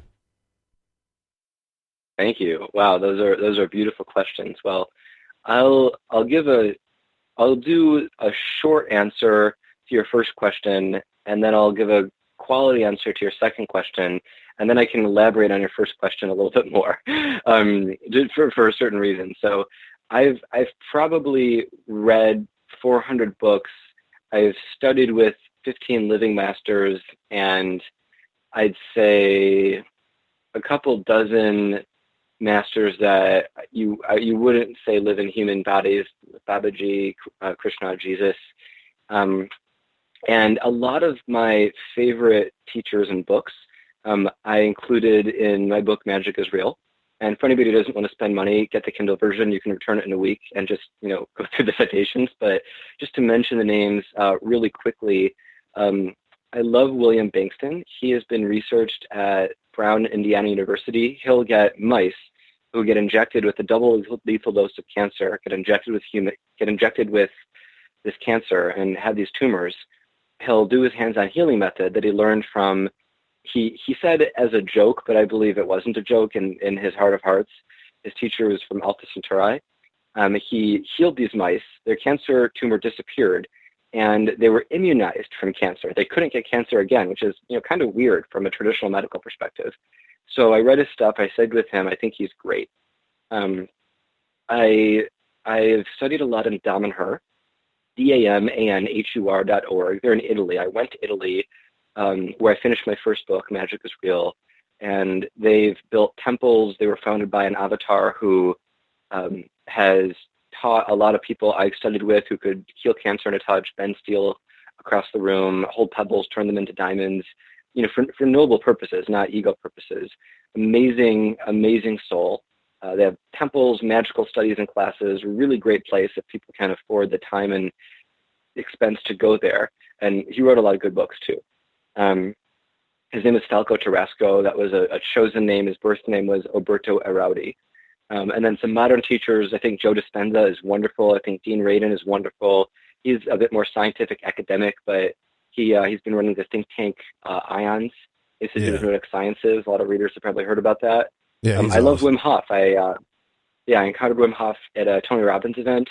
I think Wim Hof is a genius. He's taking these advanced techniques and making them very simple to control your nervous system and emotional system and biological systems through breathing and meditation. He's got, I think, 17 plus world records.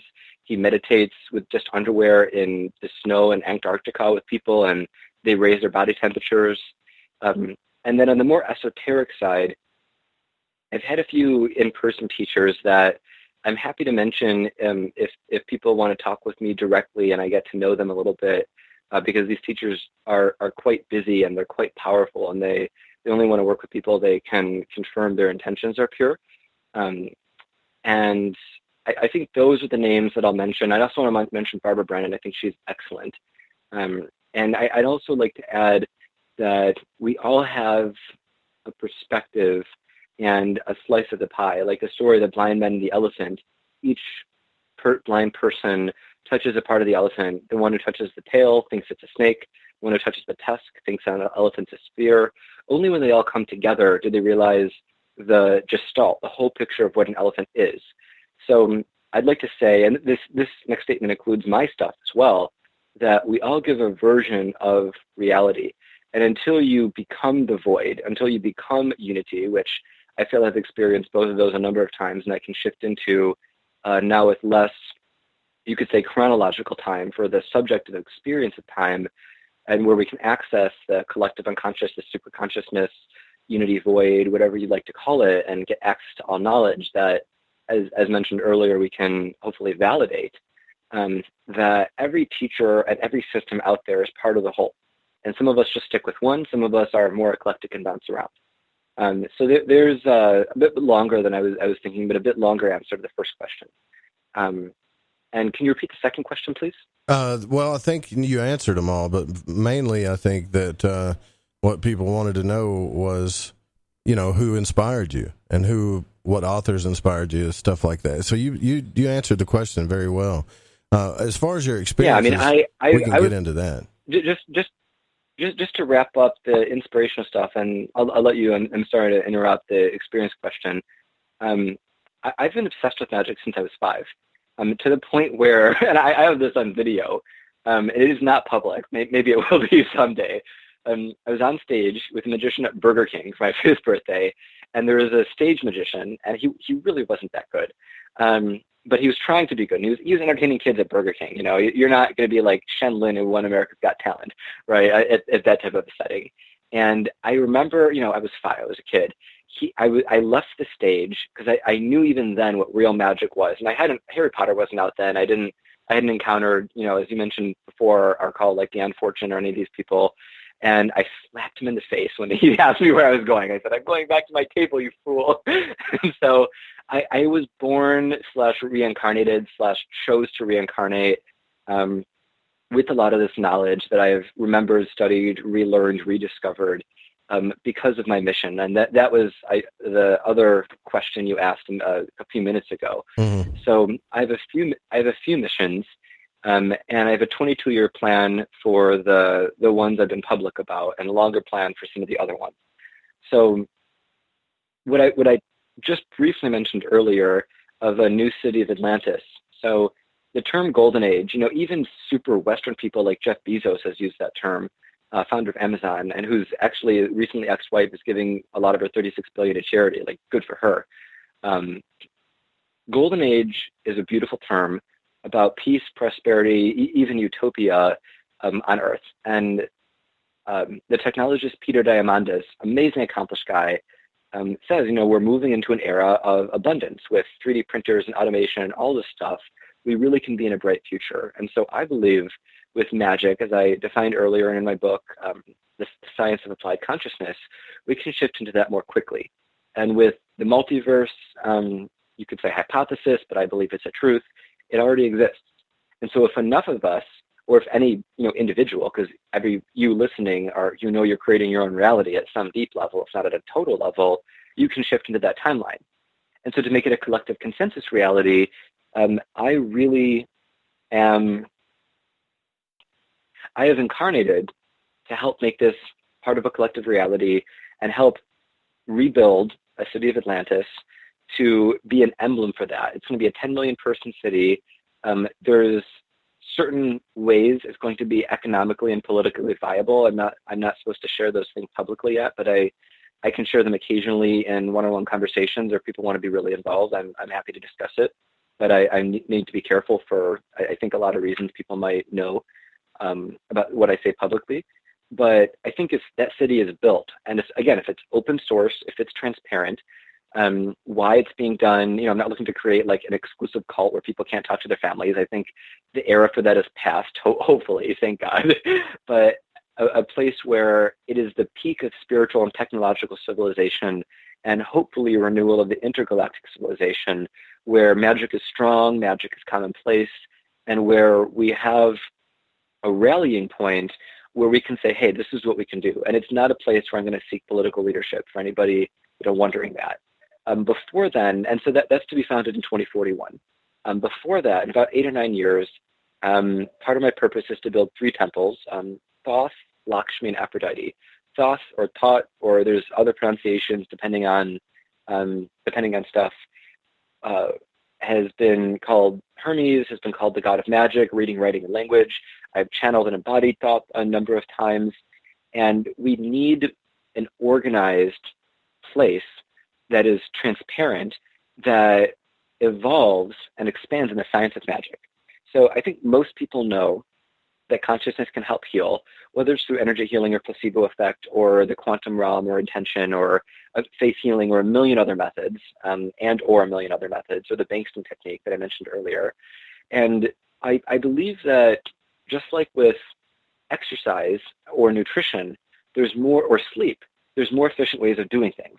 So we talked about power earlier, and say you want to manifest something. Say you want a plant to grow more quickly. So the Kogi people of Colombia helped a rainforest grow, I think like in 20 years compared to the 200 it would have taken. And the government gave them this land. All these deforestation, logging operations cut down most of the forest, and these people regrew it through their methods.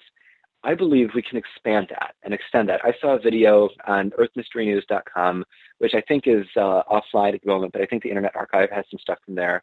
And this archive shows a woman who I would say is a Qigong master or submaster take a seed, use a technique over several minutes where she would shake and stomp and close her eyes and be really tense and, you do her techniques. And when she opened her hand, the plant had sprouted. And we know sunlight is energy. We know matter is energy from E = mc squared. So you could say that through bringing in and putting in a lot of chi into this seed, she did the same thing water and sunlight and time do in helping it sprout. So I believe a lot of the deforestation, if not all the deforestation, ecological damage, even the stuff related to life and species extinction, we can have a major impact on. Nanotechnology can do stuff, and other 3D high-tech things can do stuff related to this phenomenon. But I believe with consciousness, we can do it. And part of the goal with that, and this might seem like a stretch or a moonshot, but I believe if it's possible, it's worth investigating and trying, is I believe we can reform the glaciers. And so part of the big purpose in the Temple of Thought, aside from spreading knowledge about legitimate magical science, integrating magic technology and neuroscience and all that stuff, is, if you live in or near a coastal city, or you care about them, LA, New York, Japan, a lot of these places, you care about the climate. And I've met people who said, it's supposed to happen. The sea levels are supposed to rise. It's part of what is meant to happen. It's part of natural cycles, etc. But I believe we have a choice in all these things. Yeah, and I do too. Yeah. I mean, so that argument gets old after a while. Is there global warming? Is there not?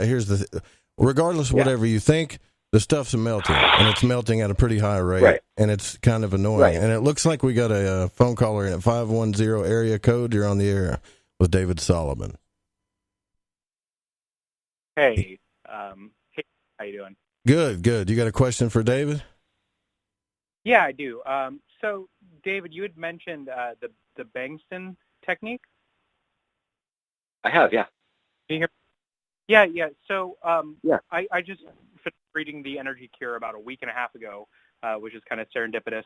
And I just wanted to know if you have any advice around that, or if you could explain the image cycling system and some of the stuff that he talks about in there, because even some of the things you're talking about that sound a little bit more mystical or magical, kind of, I think, would have some relevance with the idea of, I think there was a part in the book where he was talking about making random number generators have less entropy when he was healing and things like that.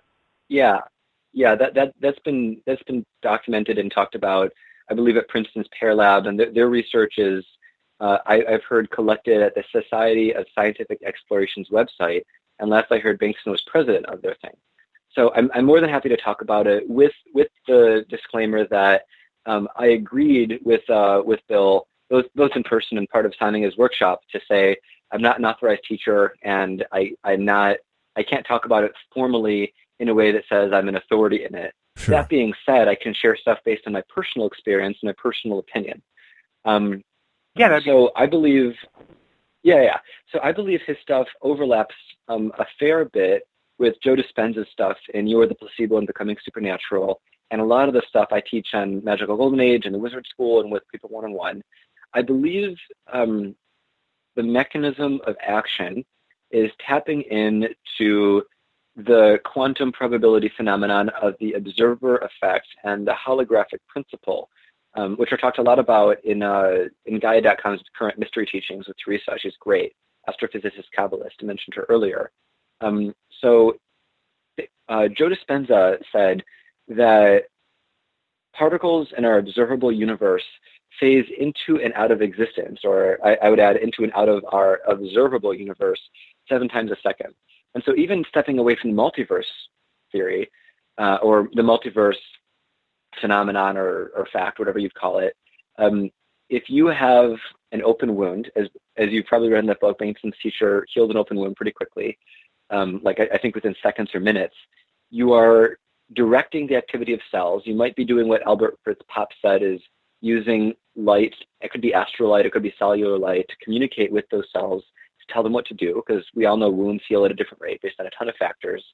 And you're also affecting the quantum probability fields of influencing both the reality you're shifting into and the probabilities of wounds healing more or less quickly by holding that image in your mind.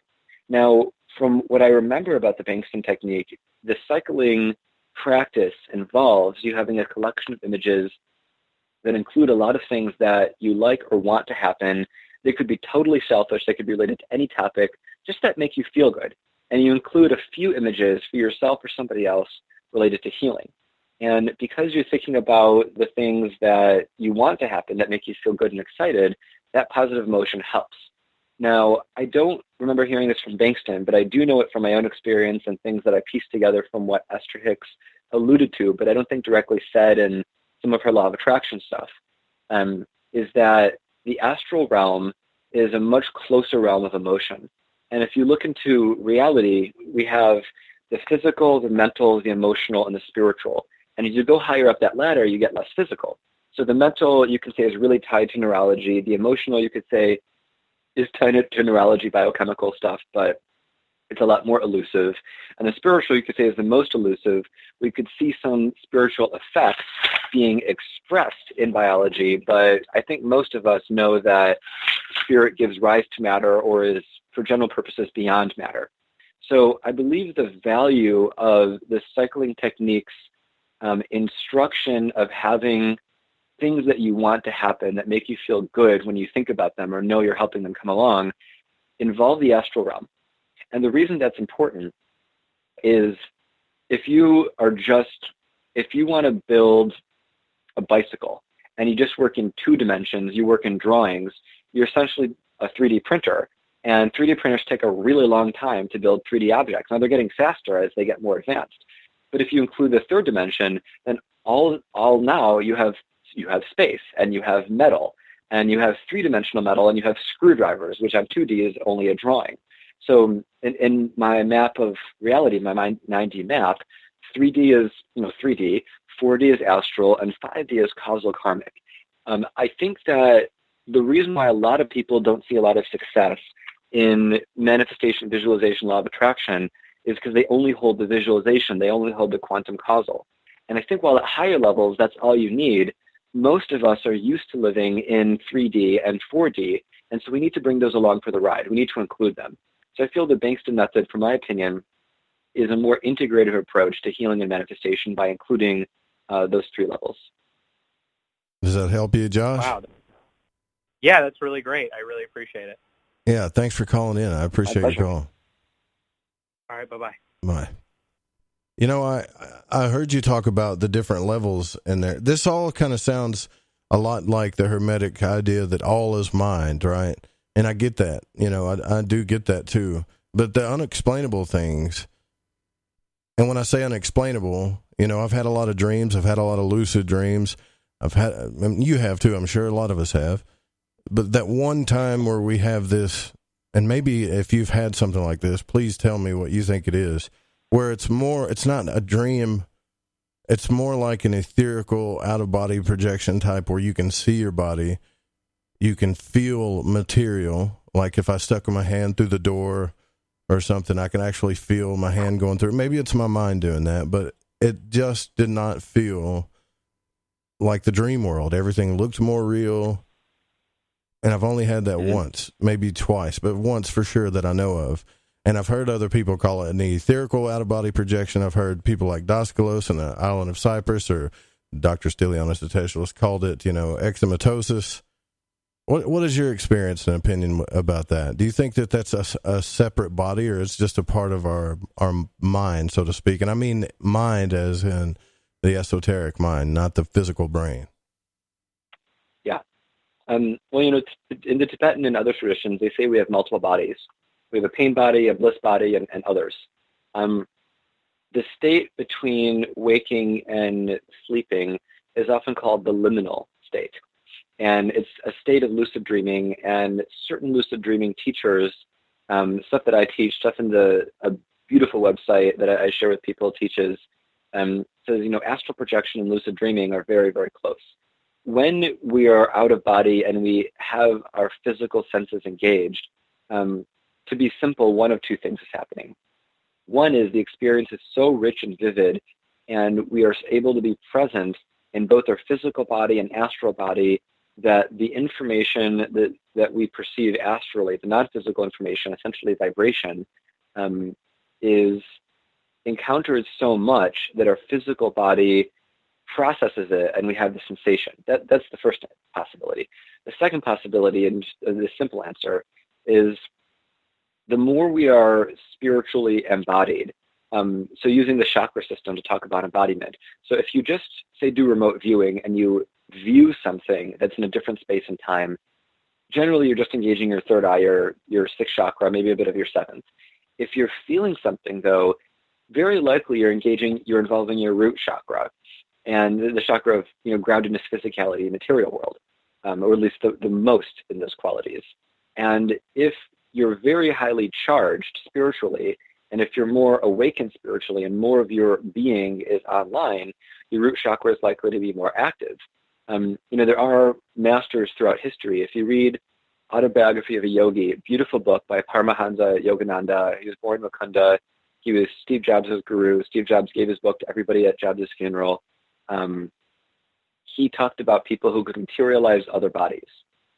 And so I actually did a Facebook live today, facebook.com/david.magic.solomon, about vibration and perception. So if you take the alpha and the omega, another Hermetic thing is about polarity. If you take the alpha, you're all the way at the end of the mastery spectrum. You are such a high-level spiritual being, you can materialize an additional body and be conscious in and use that body just as you would your current one. Then that's the omega. And that's the alpha. And the omega is, you only have your body, you only have your consciousness, your mind, your spirit, where you are. So I would offer that in that polarity of continuum, I guess the far alpha is you can have multiple bodies. If not, you realize you're all bodies. But just for a simple example, a second body, that you traveled along that continuum, or your consciousness rose along that continuum closer to the point where you materialized another body, / were aware of your life in another body, which is a bit more in tune with Dolores Cannon's work. Okay. Yeah, so that's because I get a lot of different answers, and to me they're kind of all valid. Like David Shoemaker from the OTO, he calls it the etherical out of body.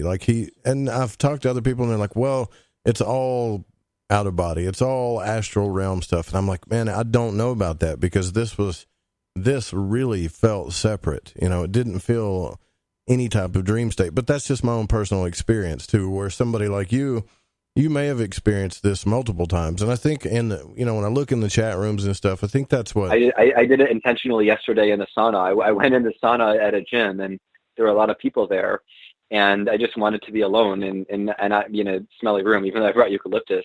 And so I did a subtle technique to be alone in the room. And as I did that technique, everybody left, and I was alone in the room within 6 or 7 minutes. And it was funny because later on, when somebody went in the room, I did it very strongly, and as soon as I did it, that person left. With no intention to cause harm, just being a little playful, but also using it. And part of that technique involved sensory perception, even though my physical body didn't really move. So, there, like many things, there's many answers, and I'd like to offer that the answer that's the answer that's the best is the one that's most useful, and you confirm it's useful by it allowing you to replicate the phenomenon again. So anybody can give an explanation or a guess or a story or a colorful answer or a vague one, but I think the best answer is the one that is most useful in helping you achieve your goal of repeating the phenomenon in a way that you can control and hopefully do other stuff. There are some explanations of telekinesis which say this is one of the mechanisms of actions through which you can accomplish telekinesis. But I don't like to talk about telekinesis a whole lot because it takes a lot of work for most people to develop that to a level where it can be done on command in a gross physical matter way. Like, I think all of us at some point have wanted to stick our hand out and have something fly across the room into it. And that's a really advanced ability, as cool as it looks on TV. Yeah. We talked to another guy about that too, where he had an experience after he'd actually purified his body. Listen, I do see you guys' questions in the chat room, and they're really, really good ones. We're here at the top of the hour. Here was David Solomon. This is Lighting the Void. I'm Joe Roop. We'll be right back.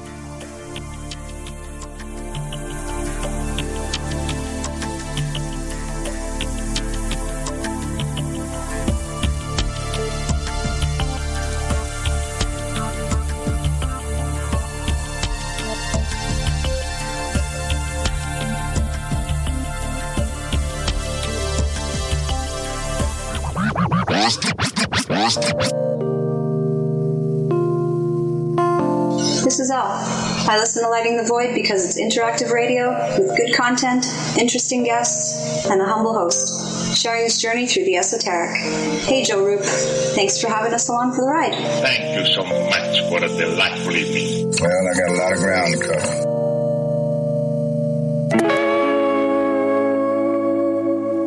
Alright everyone, this is Justin from the UK. Excuse the chitty. If you're into the fringe and you want to hear the brass tacks, me old china plate, Joe Roop and his guests on Lighting the Void will open your mince pies. You need to shut your north and south and use your 10-speed gears and listen to them bubble.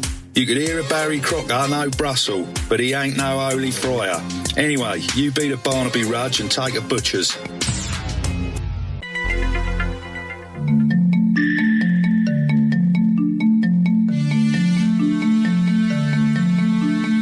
From Studio 401, it's the Stranger Than Fiction News right here on The Fringe FM. I'm Vance Nesbitt, and here's our headlines. Monkeys keep killing people in India. One evening last November, a young woman named Neha was feeding her infant son inside their house in Rankata, a small town in the outskirts of Agra, India. Suddenly, a monkey broke into the house, snatched the baby boy from her arms, and made away with him.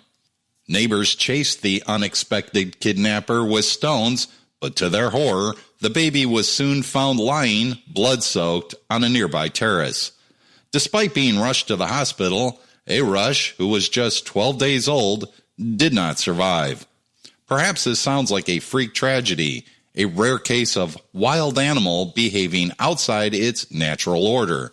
But truthfully, there was nothing especially rare about this incident. Less than a month before, in nearby Tikri, a 72-year-old man was stoned to death as he was scavenging for dry wood, when a troop of monkeys in the surrounding treetops rained bricks down on him after picking them up from a nearby construction area. Elsewhere in Himachal Pradesh, 86 cases of monkey attacks were registered with the state government from 2017 to 2018. In one strange incident, a monkey was spotted playfully showering fistfuls of cash at passing strangers from a treetop in Shimla after picking up over $140 from a nearby home. Other incidents of hostile simians turning on humans have been reported across Tamil Nadu and Odisha. Source, Gizmodo.com. And 7 people have died in a week as Mount Everest is hit with a record number of climbers. 7 people have died last week alone on Mount Everest as climbers face heavy traffic at the mountain's dangerous summit. The AFP reported that Nepal issued a record of 381 permits at $11,000 each to hopeful mountaineers this past spring. Over 200 climbers attempted to reach the peak on Wednesday alone, thanks to good weather, with one deceased climber waiting in traffic for over 12 hours. This, too, was reported at Gizmodo.com. And let's take some time for some interesting animal fun facts. Snakes are true carnivores, as they eat nothing but other animals. They do not eat any type of plant material. An iguana can stay underwater for up to 28 minutes. And crocodiles and alligators are surprisingly fast on land. Although they are rapid, they're not agile. So if you ever find yourself chased by one, run in a zigzag line. You'll lose him or her every time. Thanks for listening to the Stranger Than Fiction News right here on the Fringe FM. Again, I'm Vance Nesbitt, news anchor and sorcerer.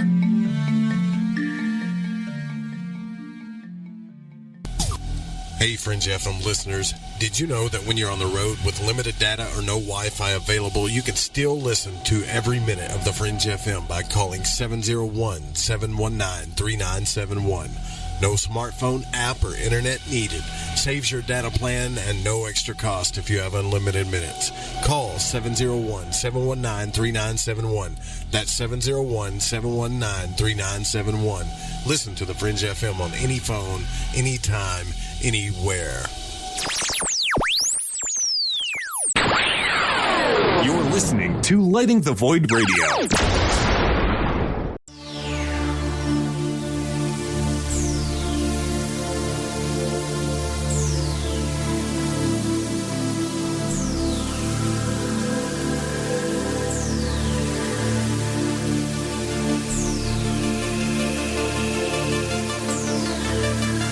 To call Joe, pick up the phone, dial 1-800-588-0335, toll free from the United States or Canada.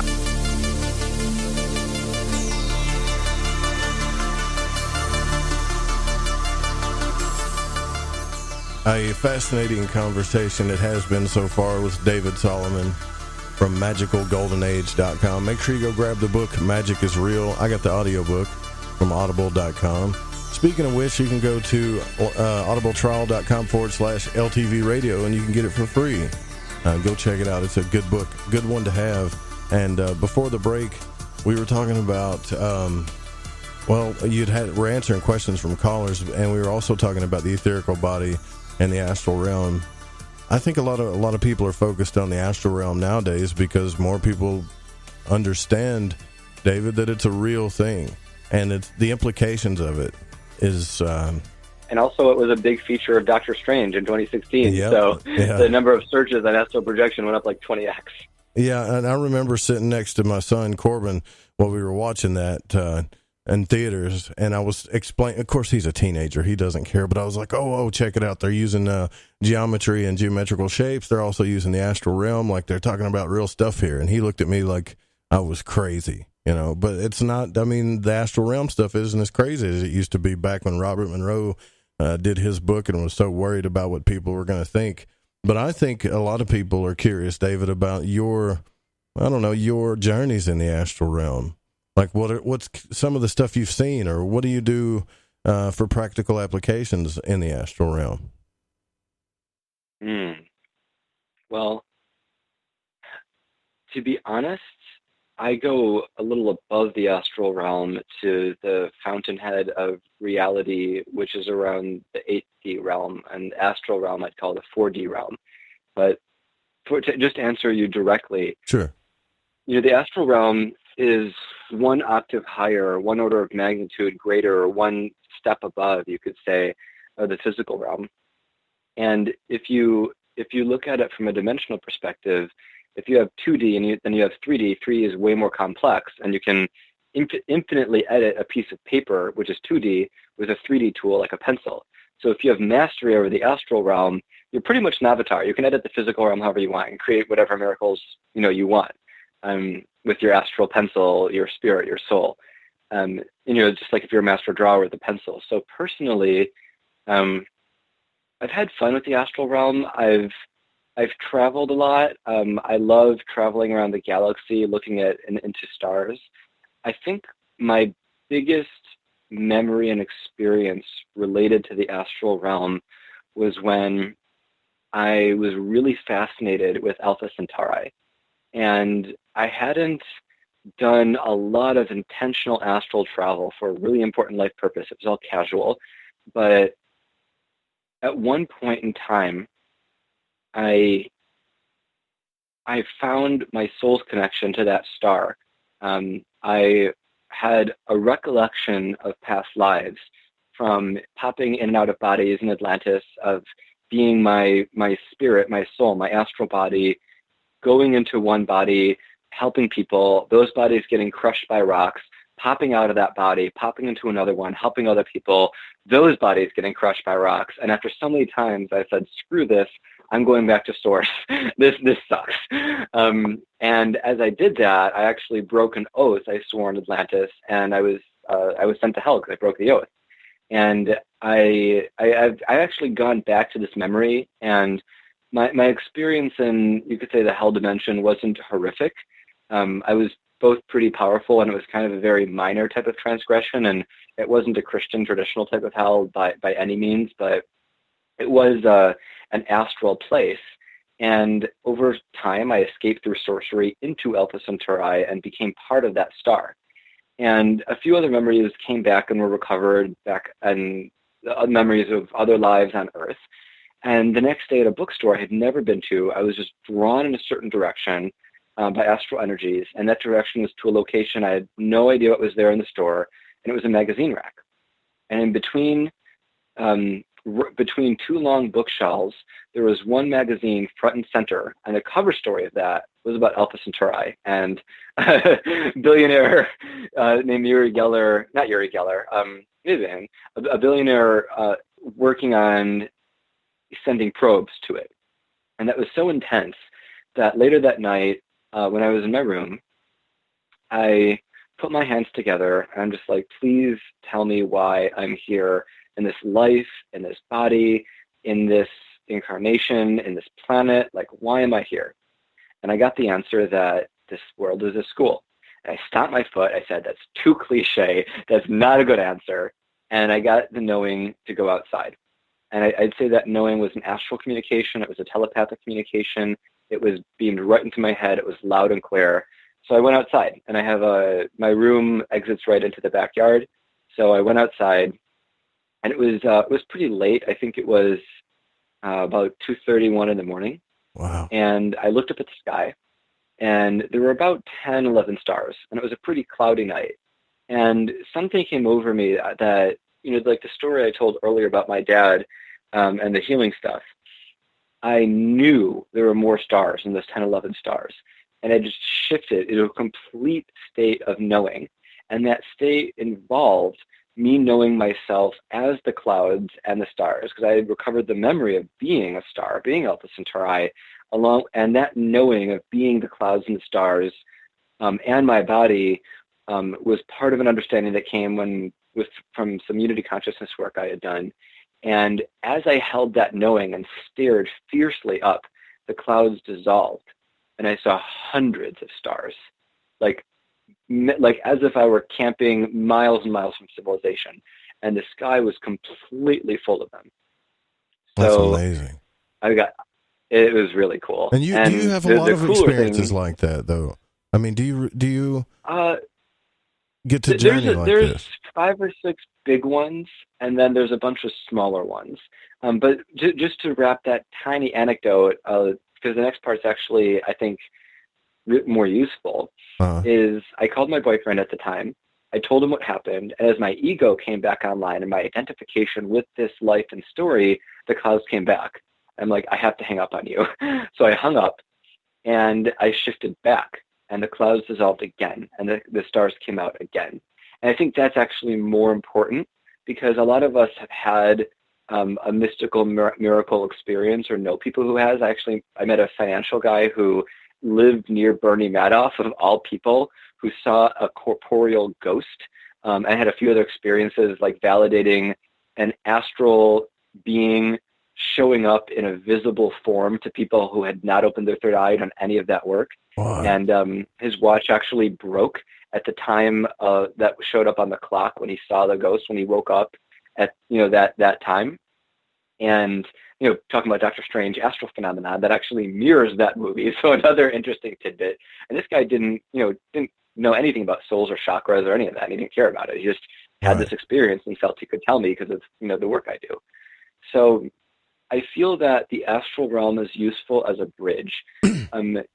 And I've done things with the weather to the point where I would say it wasn't me doing the things. It was me as David and me as the clouds that receded or dissolved or came in or came as rain or came as thunder or left or were banished as those.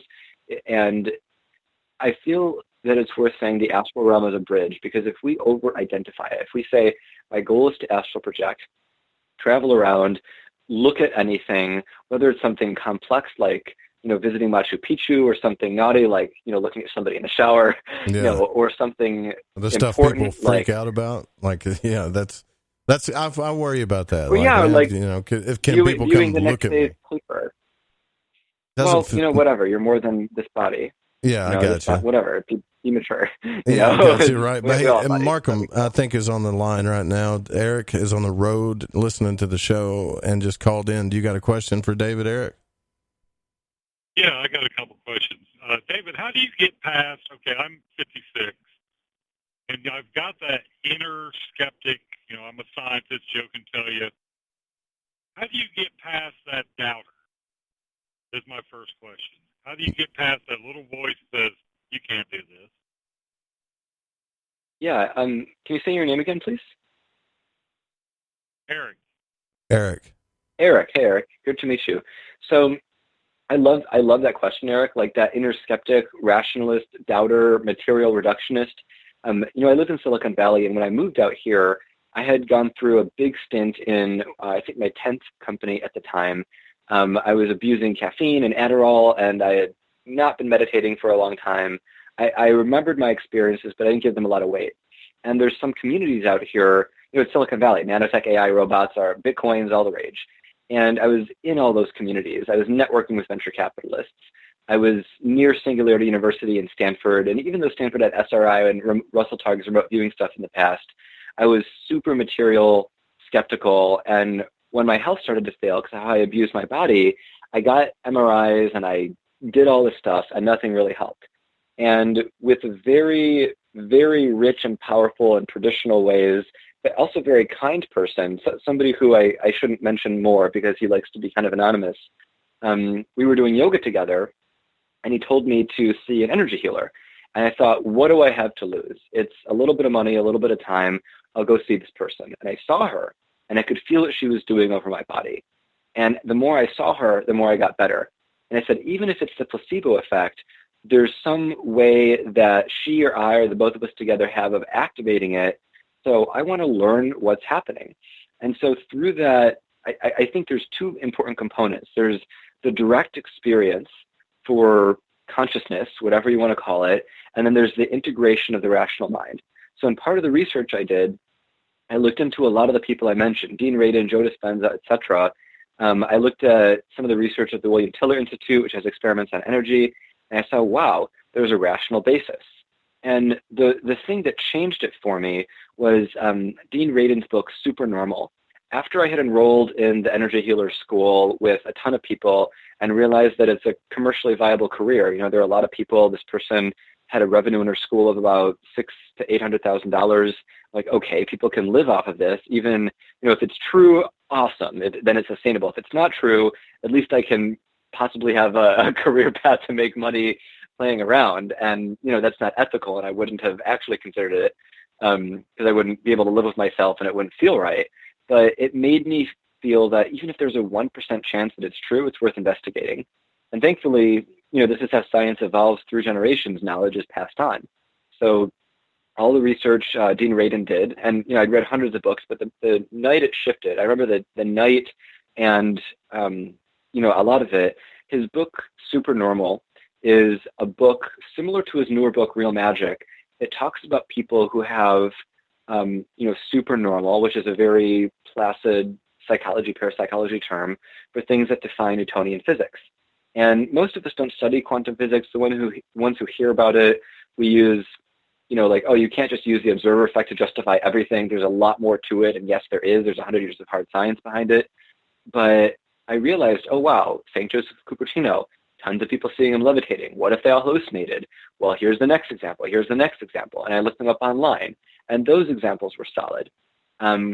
And I realized, wow, there's so much scientific data here that I have to really be convinced. I have to make a decision to believe something even in the presence of opposing evidence. And that's not what a scientist does. I think a good neutral scientist, whether you're investigating the breeding of dogs or the mixing of paint or the EMF activity of solar flares affecting satellite transmissions, a good scientist is neutral and objective and ideally double-blinded in an experiment and will take the results and will say, these are the results. And I think a good scientist with resources will tell other organizations and see if they can replicate the experiment, right? So for me, the other people I talked to were other people who had done experiments. The other authors I had read were other people who had done the experiments. The meta-analyses I had looked at were the collection of data. And then I looked at, well, do I have some cognitive bias? Am I actually committing selection bias, not on an event that I thought was mystical, and I'm committing selection bias and just choosing certain things and ignoring other things, and I'm convincing myself that something is real, but I'm really committing a logical fallacy, so it's not. I just want to feel special. And I realized I was committing a logical fallacy against visible data. And I was only selecting to call valid data that corresponded with a certain type of mainstream worldview. And I was actually not being a scientist by ignoring the data. What do you have your biggest doubts about, Eric? What is the one thing that you doubt the most about? Is it the astral travel stuff? Because I know that you've told us that you've tried it, right? You've been trying to do it, right? Right. Yeah, so, most of my life. But you did tell us one time that you got to a state of vibration where you were almost there. Do you remember that? Right. That happened several times. Is that not enough for you to say that there's something beyond that? Because I know you're a scientist. Go ahead. The thing is, the frustrating thing is, I believe in it, and I've had shirt tail experiences. But it's just like there's some kind of block keeping me from being able to go the rest of the way, which leads to my second question. What does is the pineal gland linked to this, and is the common idea that by the age of 50, that the pineal gland gets calcified with age and inhibits this, supernormal, paranormal ability valid? And if it's valid, is there a real way to decalcify the pineal gland? Oh, absolutely, Eric. I've given workshops on this online and offline, and I'll answer you here. But if you want, actually, for people who sign up for my newsletter on magicalgoldenage.com, there's a meditation that was part of the workshop, and I think there's a few blog articles on my website that talk about it. Joe Dispenza talks about it a lot, but a couple. I'm going to go kind of fast because of our time. And so if you want to contact me through magicalgoldenage.com, we can talk more. But the few bits I'll mention is I'm pretty sure it's been shown in a number of places that fluoride can calcify the pineal gland regardless of age, that spirulina, among other things, can decalcify it. Spirulina is great. It pulls out radiation, which is shown up in fish from on the coast of Los Angeles from Fukushima. So spirulina is just great for you anyway. It's a UN-designated superfood. You can also decalcify it by helping to vibrate it. So if you make the sound THU, like it sounds like and you really do that for just a few seconds, you'll feel a vibration in your head that sends energy, sends blood. That can decalcify it. There's a number of techniques. There's an Egyptian technique called Shirodara I've had done on myself a lot. And if you just look up how to decalcify the pineal gland, yes. So to give you a bunch of other stuff, the pineal gland, Eye of Horus, has photoreceptors, and those are related to DMT. And astral realm, you could say, is light. And let's go back to the 2/3 of the invisible universe that's dark energy. We'll call that astral light. We'll say that we'll just posit that it exists.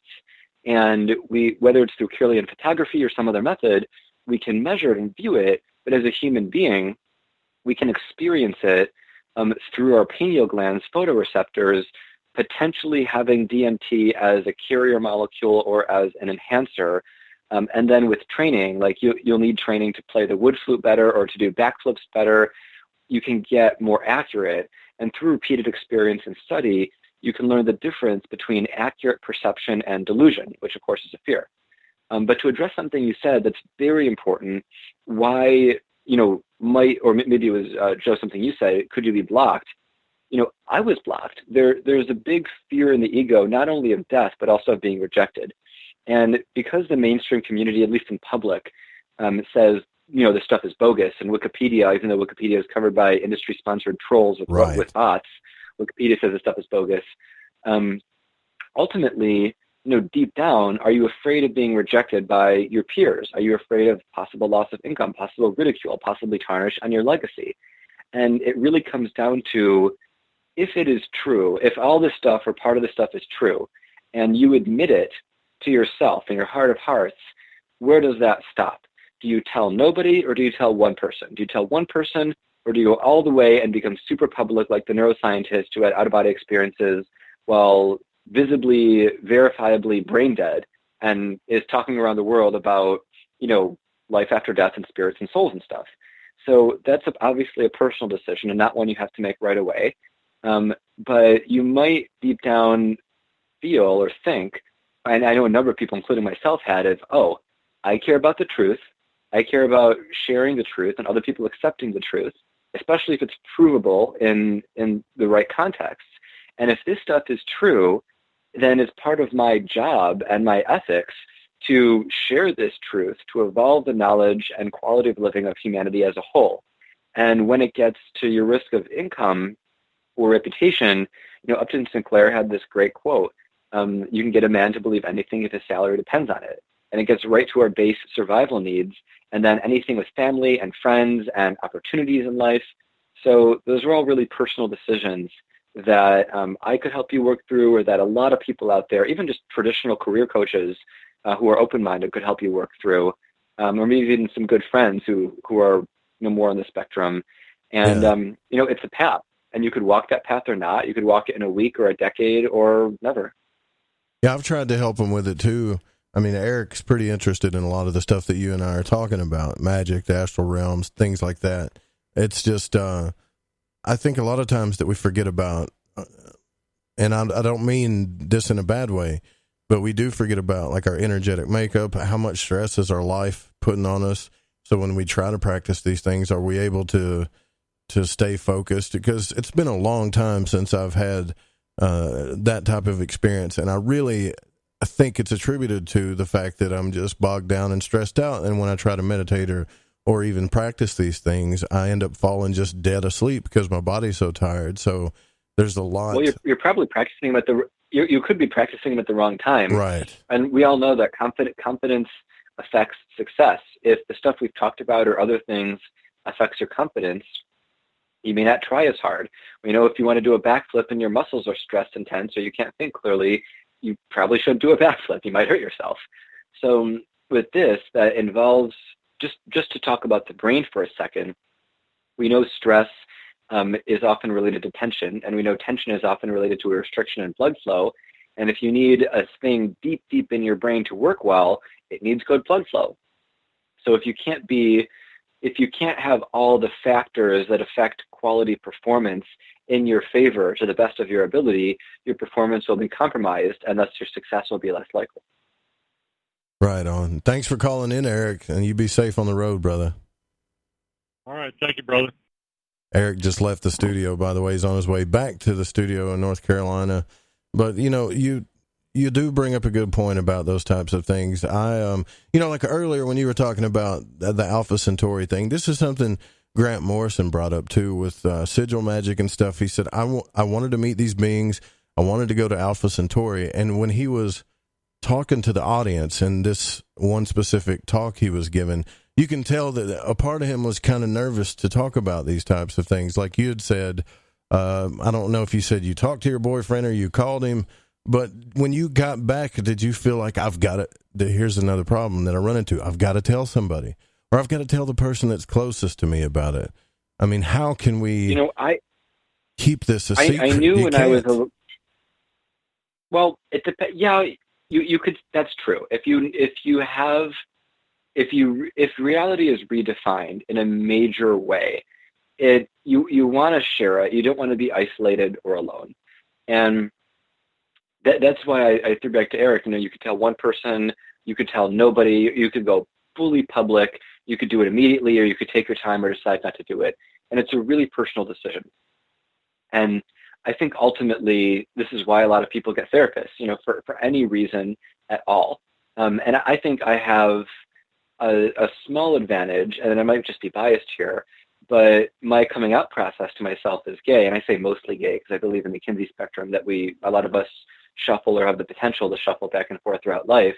That was a very powerful phase of my life where I had to really look deep within and say, do I want to live a lie and match people's expectations, or do I want to be true to myself and something that affects life in a big way? And going through that was, I think it gave me the strength to realize things can be okay no matter how daunting they might seem. And I was trying to be in an Orthodox Jewish community at the time, and the community in particular I was part of was, there was a homophobic rabbi, and it wasn't great. So I think this is something that isn't to be rushed. And we've got 7.5 billion people. You can find community. It doesn't matter if you use a fake name and only communicate via text. It doesn't matter if you have to travel somewhere. It doesn't matter if it doesn't matter who you don't or do tell, so long as you're peaceful in your heart. And I'd say for anybody, just think logically about the consequences if you're worried. I think if you're a scientist and you're making good money and you have a family to support and you tell the world and you get excited and you might speak more than your knowledge and you say something that isn't true. I did that. I found a video that looked like a girl was levitating a guy. I posted it on Facebook. I got slammed and somebody said, hey, this is a clip from a prank show. And I was so triggered and so mentally unable to deal with that I had to block that person. And I feel bad about that, but I realized I had rushed it in my excitement. I thought, oh, this is legit telekinesis. I'm going to share the video and tell the world. I didn't do my research. And in my excitement, I hurt my reputation. And I think that it is very good to proceed with caution in things that can affect life in a big way, and also to realize we can recover from most things. So, if for any of the other scientists out there, or, say your social circle, your partner, anybody is really skeptical and would think less of you or leave you or affect your income or whatever from you talking about this with them, just don't talk about it. There's people who are relatively ignorant and are prejudiced against people because of their skin or heritage, and you can't tell them you're friends with people of that skin color or heritage. Right. I would say get smarter friends, but say you're 12 and your parents are extremely racist, and you found a mentor who's teaching you life skills that will help you make a lot of money and be happy and successful, but that person has a skin color or heritage your parents are prejudiced against. And I'm not giving this advice that involves a minor legal stuff, but I'd say that person, if that were me, I wouldn't tell my parents. I would try to find, maybe my grandma who, if she wasn't racist, but if everybody was, I'd be like, okay, how do I make the best of the situation while being safe and intelligent and, making the best of it? And, there's always an option, even if it's not directly apparent. And I think if people are willing, if people want to find a way to make something happen, like live and speak the truth and be surrounded by people who accept them and help them further their knowledge, then make that happen. And we all learn social skills. We all learn how to make friends, and we can do it again. Do you think that sabotages our ability to do, really what we would call supernormal spiritual things. Like take Eric, for example.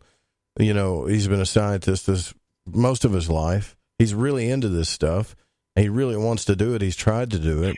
But maybe there's something in the back of his mind that goes, well, if my subconscious constantly sabotages me from doing this, then I don't have to worry about the fear of rejection from other people when I go to tell everybody that it's real, right? I wonder about Absolutely. that, like self-sabotage type stuff. Absolutely. You could see this. You could see this anywhere. In a funny, chill pop culture show, Sex Education on Netflix, there is a guy who couldn't climax with his girlfriend, and he was self-conscious I love because that show. his penis I know which one you're talking. so Sex big. Education. It was so big, and I think secretly he had something else. I don't want to spoil the show for anybody else. But we hear about this in sexuality all the time, and our bodies are physiologically capable of doing stuff, most of us, and it's usually a psychological reason why they can't. And for some, it's biological, and so you do what you can with that. And there's a lot you can do, especially in Chinese medicine, for people of all ages. Emperors at the age of 80 continue to pump out kids. But for spirituality, it's the same thing. Everything is fractally, holographically connected. And if he's scared of or doesn't want to have an experience, he might not. And I mean, okay. subconsciously though, not on the, like the subconscious. I'm starting to realize is either our best friend or it's our worst enemy, right? And a lot of the programming, like when I astral traveled, the first thing I wanted to do, and I told you about that experience, David, is I wanted to go to space, right? Like you talked about Alpha Centauri. I wanted to do what all these other people were saying, and that realm would not let me get out of my yard. I couldn't. I even tried to fly out of the yard, and I started seeing a bunch of black and static and stuff. And I was like, well, what's holding me back? Well, the more I investigated it, it was because my subconscious just doesn't believe that that's real, that can't be real. And if it does, then it's going to shake up my whole world. Even though I want it to be, there's something there in my subconscious that's blocking it, if you know what I'm saying.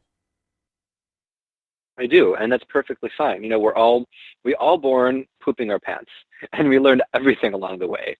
So it's not bad that you're not the best astral traveler in the world the first time or even 30 times you try it.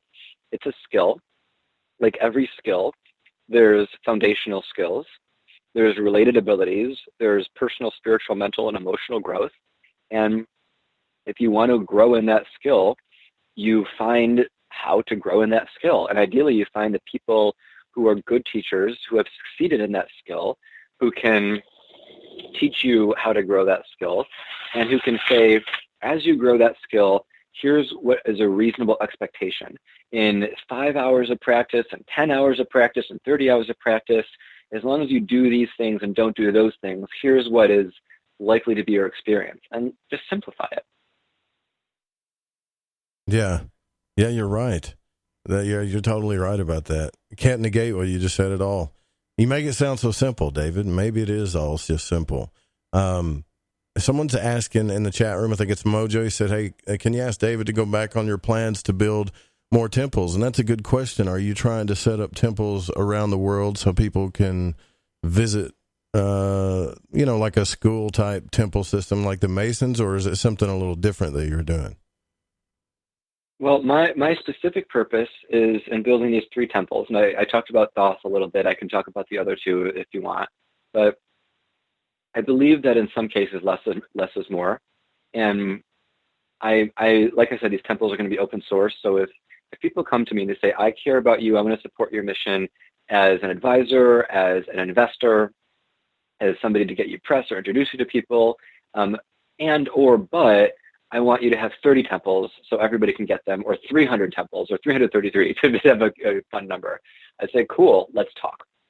I know that I want to do one thing excellently well, extremely well as a model, and after that mission is complete, will other ones be open and revealed? Yeah, maybe, probably, but I like to have one thing that I know I can definitely achieve. And I mentioned 4 things, 3 big temples and a city.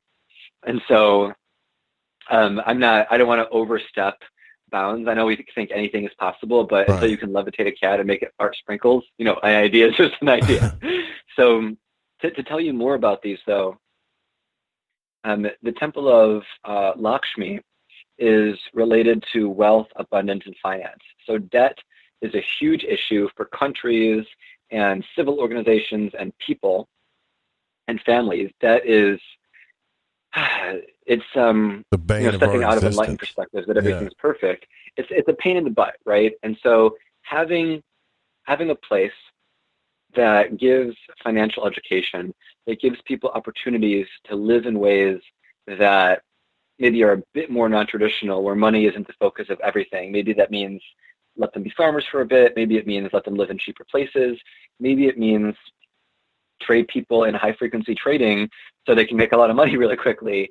But really having a temple that can heal energies of money and abundance. I remember I took a global politics class in college, and they said there's countries that owe a lot of money from the OPEC oil shocks, I think in the 70s, that have paid back the principal balance in multiples, but because of the interest rates, they still owe a ton of money. And on one hand, that's kind of silly. On the other hand, that's just the logic of how interest and debts and payments and money lending has gone, and it's not good or bad. It just is. But I think in this world, so many people and organizations owe money to so many other, and we so many of us choose choices that we don't want to choose because of the money. I mean, everyone's heard the story of somebody who wants to pursue a career in the arts, and they choose something, quote unquote, more boring or traditional corporate that they don't love to pay the bills. And maybe they do the art as a hobby, maybe not. That happened to me. I had an art studio. I love making art. I got in shows around the world. I was working on selling a company. That sale didn't go through how I thought it would. I had to pull back from the shows that were very exclusive, high-profile shows. I could have made it as an artist if I had more money at that time. And on one hand, you could say that it sucks. On another, you could say that's part of destiny. But I feel that if we want to have a choice in this world, money shouldn't be a limiting factor if it's reasonable. I don't think it's reasonable to blow up the moon. And it's like, I need $8 trillion. Yeah, that's silly. But we need a place to heal money and abundance energies and make just personal freedom more accessible. So that's Lakshmi. And then Aphrodite is related to love and sexuality. And this one might seem to be more difficult because for a lot of people, a school incorporating sexuality and physical practices is very taboo, if not illegal. And I live in the San Francisco Bay Area. It's one of the most liberal places in the world. So there's a lot of open-mindedness and interest in that. And I think around the world, especially as people get older, they're like, I was really ignorant about everything related to sex and sexuality and relationships.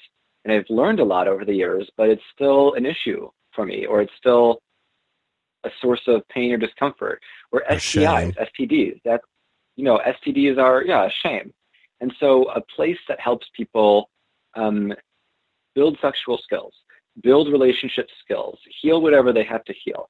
If somebody is transitioning or facing something with gender identity or sexual orientation, or a loved one facing that, then that's a big thing we could use support in. And we have a ton of research and a ton of resources, and the biggest enemy is ignorance. So the Temple of Aphrodite will have to be located in a place where it's culturally and legally permissible. And the big thing, and I talk about a lot of these in my book in the chapter called The Future of Magic, it's the last chapter, where I said, the problem with Tantra schools is they're not, by and large, the ones I've heard of, transparent. And the scandals have been, you have a teacher, that teacher does something with a student, that student is unhappy with it after the fact, goes public, and it crashes. And the sad thing is, who knows how many people that teacher abused, but who knows how many people that teacher helped. And if that teacher helped 10,000 people and abused 5, it's really terrible for general purposes to say what happened with those 5 people and that person might need help or shouldn't practice. But if those 10,000 people were able to have children and able to overcome shame and overcome the fact that, they didn't think they were worthy, or they thought their bodies were ugly and their bodies were fine, or, whatever, and then really help those 10,000 people, maybe there's a way of helping that teacher be able to give what they give and not do the harm they do. But and what I propose for Aphrodite is any physical education, any sexual education in that will involve transparency. Like, will involve a number of people who, have certifications and stuff, being able to observe, things being recorded, consent, generally non-psychoactive states, obviously blood tests and stuff, and tests for maturity and psychological stability and all that, and the ability for people to stop and leave at any time, and for people to only do or not do things that they want or care about. Places for people who are rape victims to live in areas that are safe. Maybe that means a whole chunk where it's only people of a certain gender, or only people who are celibate. In this world, we kind of ridicule celibacy, but for some people, they are asexual, and they feel pressured to not be asexual. What if we had a place that said, look, it's okay to be asexual? Or, for men, a lot of men feel that ejaculation is important in sex. A lot of women do. And a lot of Tantra traditions say, actually, you can have an orgasm and a more powerful orgasm without ejaculating. And there's a lot of health and vitality and mental benefits to not ejaculating if you know how to work with the body's energies. And then you can have all the sex you want and then still be energized. And, that's an advanced skill. And I learned it. I actually channeled it and taught myself it before I discovered Mantak Chia, who has a great book called The Multi-Orgasmic Man and the Multi-Orgasmic Woman. So we have magic, we have money. In Western societies, though, like real quick, like in Western societies, like I was telling you before the show, like the Golden Dawn and certain Western magical societies, they keep that wisdom of the sexual energy. Well, of course, Lon Malo Duquette was pretty open about it, where he talks about how the male and female energy, or those two energies, are pretty much what's in creation and everything. And it's like the biggest, deepest, darkest secret and the mystery schools. And for a fact, I know you're right about that too, because another friend of mine, Amalia, has studied under quite a few, many Eastern masters and gurus, and that's exactly what happens. It's not transparent when you go in, and then really bad things tend to happen to people and stuff, And those teachers don't always work on their egos. They open their top 3 chakras. They don't work on their lower ones. They don't do integrative paths. And I think, teachers need teachers and need therapists. Just because you have some supernatural abilities doesn't mean you're perfect in everything you do, say, and think. Absolutely. And what's do you have one more temple? Did you have 3? Aphrodite, Lakshmi, and Thoth. Yeah. And those names are for frequencies and themes. They're not to place any tradition or being or religion above another. They're just well-known beings and themes, and I think there's many other names that would be okay to be used in substitution, but those are the names that have come through to me. So is the Thoth Temple for, I guess, learning more about magic, or what's that one for? Yeah, it's for learning more about magic. It's for finding the most efficient and effective ways at that. If you want to learn language, there's certain ways that'll help you learn it faster than others. Right. And it's also to raise the power levels on magic. So I use the example, to be quick, say you get Reiki to help you heal a broken leg. You break the leg, you go to the hospital, you do the rational thing, the doctor says 6 weeks. You get Reiki every day and it heals in 3, and you get x-rays and MRIs to confirm. That's pretty awesome. Say it's because of the Reiki and you did all the work to confirm that. Is that the best it can do? And I believe it's not. I believe that we are in an era where you could be walking in a city, see somebody riding a bike, get hit by a car, and have bones sticking through their leg in a horrific injury. You call the ambulance, you do the rational thing, and you send a text, or you click something in an app. That app sends push notifications, and 1,000 magicians within 30 seconds send healing spells, prayers, intentions to the person who got hit by the car. And before the ambulance arrives, that person's skin knits together completely, and they're fully healed. And then, of course, the irrational, the ambulance people confirm there's no existing damage. I think that things like that, reforming the glaciers, regrowing the forests, are worth doing. And even if they're not possible, or not possible in our lifetime, the fact that we can grow plants more quickly and heal wounds more quickly, we need to find what is the maximum speed at which that can happen. How could that change our world? In incredible ways it could. Even if it's just doubling the rate of healing. I broke a shoulder and had a lot of other damage, and I healed it twice as fast as the Stanford surgeons thought was possible. With just my own training and seeing 1 or 2 healers, a couple times a week. You know what I think hurts a lot of things too is when you get, and I'll bring this up because it bothers me a little bit. Like, I know a lot of what you're talking about is real. However, when you YouTube it, and let's say you're talking about Qi, right? And you YouTube Qi masters or whatever. A lot of the things that pops up is these Qi masters that are trying to teach people martial arts, and they're having people run at them and trying to block their energy. And so you see all these, like these fake, and they're fake instructors, and people are busting them out. And then it gives you this idea of like, okay, so the whole Qigong thing is totally fake. And that happens in everything we do, because we've got, I guess you could say, people that are just scam artists in everything we do, from magic to ufology. And I know a while ago you were talking about, we only need to focus on what serves people and what validates you and what serves people, and let karma deal with karma. But I still think that, man, if we care about this planet, we have to call those people out, because they're hurting our community as well. I really believe that. Well, we absolutely do. We need certification. We need ways of measuring things. But just to step off the serious train, Loki is real, the trickster god, and he's one of the most popular characters in the Marvel Cinematic Universe. In fact, he's getting his own show, and Tom Hiddleston, who plays him, is the actor. And if you think about it, Arthur C. Clarke included a trickster being in his incredible book, The City and the Stars, about humanity 1 billion years in the future. We had a perfect city. Everything was controlled by nanotech. You could live as long as you wanted, do whatever you wanted. It was, amazing. And there was a trickster guy named Kahedron who created dragons that nobody else could create to eat sculptures and just wreak havoc. And they found that humanity without instability and trickster energies was unstable. We need a little bit of chaos. So I feel that, we could talk for hours about how to spot fakes, and now with deep fake and really good CGI getting cheaper and more accessible, it'll get harder. But I'd say we can realize that there were charlatans in Babylon, right? There were people who sold snake oil that didn't heal people, but I'm sure that there was probably at least one person who sold snake oil and it actually worked, right? And the placebo effect was so strong that it worked. And when I saw that video of the telekinesis that was actually on a prank show, it inspired me, and that inspiration made me study stuff. And my rational mind made me look for other things that were validated. I didn't do it for that show before I posted it on Facebook and believed in it, but it was inspirational in a way. And I think if you have anybody who's intelligent, they're going to do the research. And intelligence is a bell curve.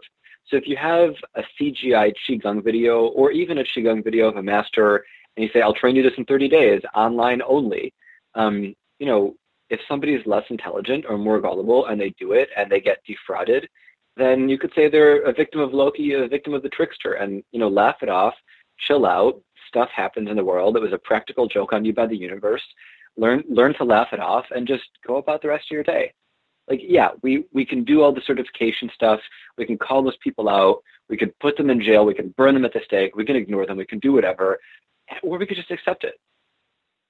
Or I'd say, and we can just accept it. Yeah, no, I take that. I've got no crosses to bear when it comes to that stuff. I'll just because the way I look at it is like, if they're going to follow them and believe that stuff, then what am I going to say or do to stop them?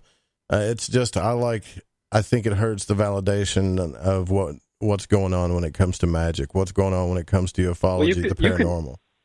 You could say and do a lot. I mean, you could support people who are teaching legit stuff. You could reach out to them and try to shut them down. You could do a million things if it feels aligned for you to do any of them.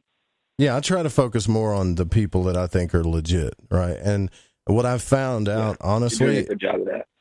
What I found out, honestly, is that those people are not as frequent as you would think they are. And like you brought up Dean Radin before, and the Institute of, or IONS, right, of the Institute of Noetic Sciences, that, to me, like, everybody should be putting their money into that. It should be the bee's knees of everything we do right now. But the reason why it's not is because of, the shysters. I think one of the reasons is because for years, for centuries, it seems like the shysters have always been out there, And that's why even when people talk about the stuff on the news, they giggle a little bit. And I like progress. And I know that's a stupid idea to some, to think about progress and just, stay in your own progress lane. Happens. Progress happens. A show like this wouldn't have been able to be out there in the 80s. And there could be just shysters, or there could be special interest groups like the big pharma companies that, do help people and save lives. They're not all bad, but you could say that some guy making 7-8 figures in a pharma company wants to discredit natural medicine and alternative healing and Qi healing so his company can have more profits and sell more drugs. Mm-hmm. So he puts these people up to their fake videos. And okay, so then you have two sides in a war, and you go back to your war metaphor if you want to do that. So there's always so many different types of causes, and one way of dealing with them on a bigger basis is looking at darkness and negativity and shadow as having a place in the universe and integrating it. And if we can fully accept and integrating it, and this is of course parallel to the shadow within ourselves, and then since we create the reality, the shadow within is the shadow without, it can leave. And a way of dealing with that one of my teachers did is he would astral project to other planets and actually be like a tyrannical warlord on those planets to exercise the shadow energies he felt in his system so he wouldn't end this world.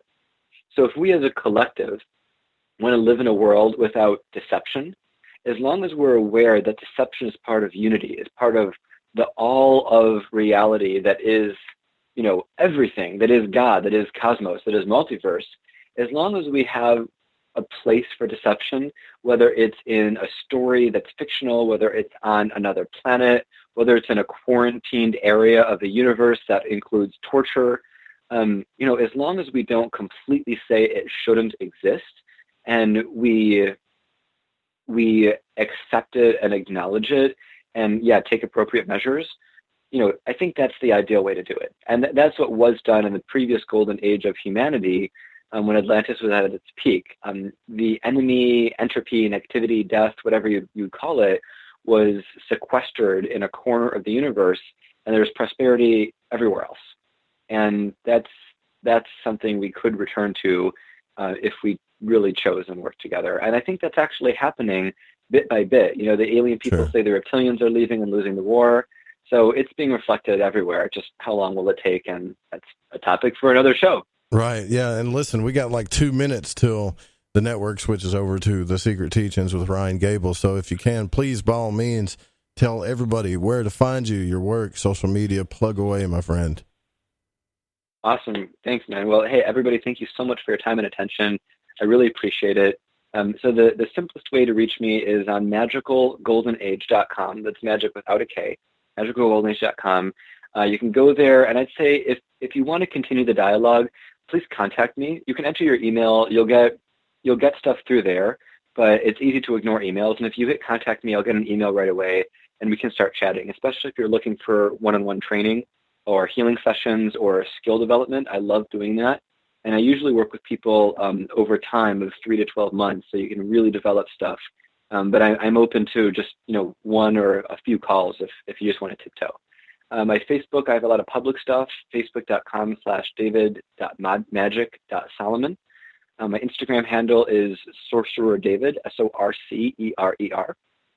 My book is called Magic is Real, How to Create Reality, Manifest Miracles, and Make Spirituality Fun Again. I've got 2 more books coming out later this year. My YouTube is youtube.com/magicisreal. I haven't put a lot of stuff up there in the last couple months, but there's a fair amount, and there will be more soon. Anything else you can think of, Joe? That's it, man. I really appreciate you coming on the broadcast. It's been a blast. It's been awesome talking to you. My pleasure, brother. Thank you so much. It's really been an honor and a privilege, and hopefully I'll return soon. Absolutely. We'll do it again. And you guys don't forget, too, we're going to be back here tomorrow night with open lines with Midnight Mike. Anything goes. And don't forget, the show is produced by the Fringe FM and can't be syndicated without written permission or rebroadcasted. And main music was by Chronox at Chronox Official. And the guitar man was by Bundy. Other music by Kevin MacLeod, Space Station, and the Public Domain. We'll see you guys tomorrow night. Good night.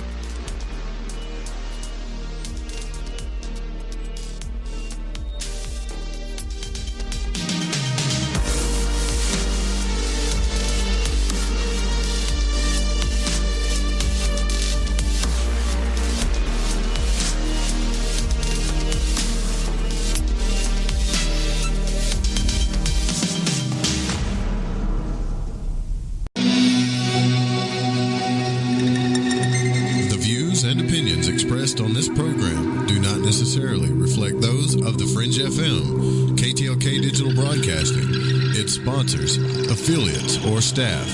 Listener discretion is advised.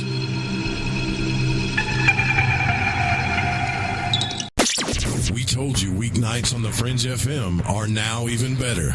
And we mean it. Do it live! Where else can you hear the best shows and the best talent? Kick off your evening with our newest host, Alex Exum, live at 7 p.m. Pacific, 10 Eastern. Hang out with me, Joe Roop, on Lighting the Void at 9 Pacific, midnight Eastern. Ryan Gable expands your mind on the secret teachings at midnight Pacific, 3 a.m. Eastern. We're bringing the heat every single night. Fire it up. The Fringe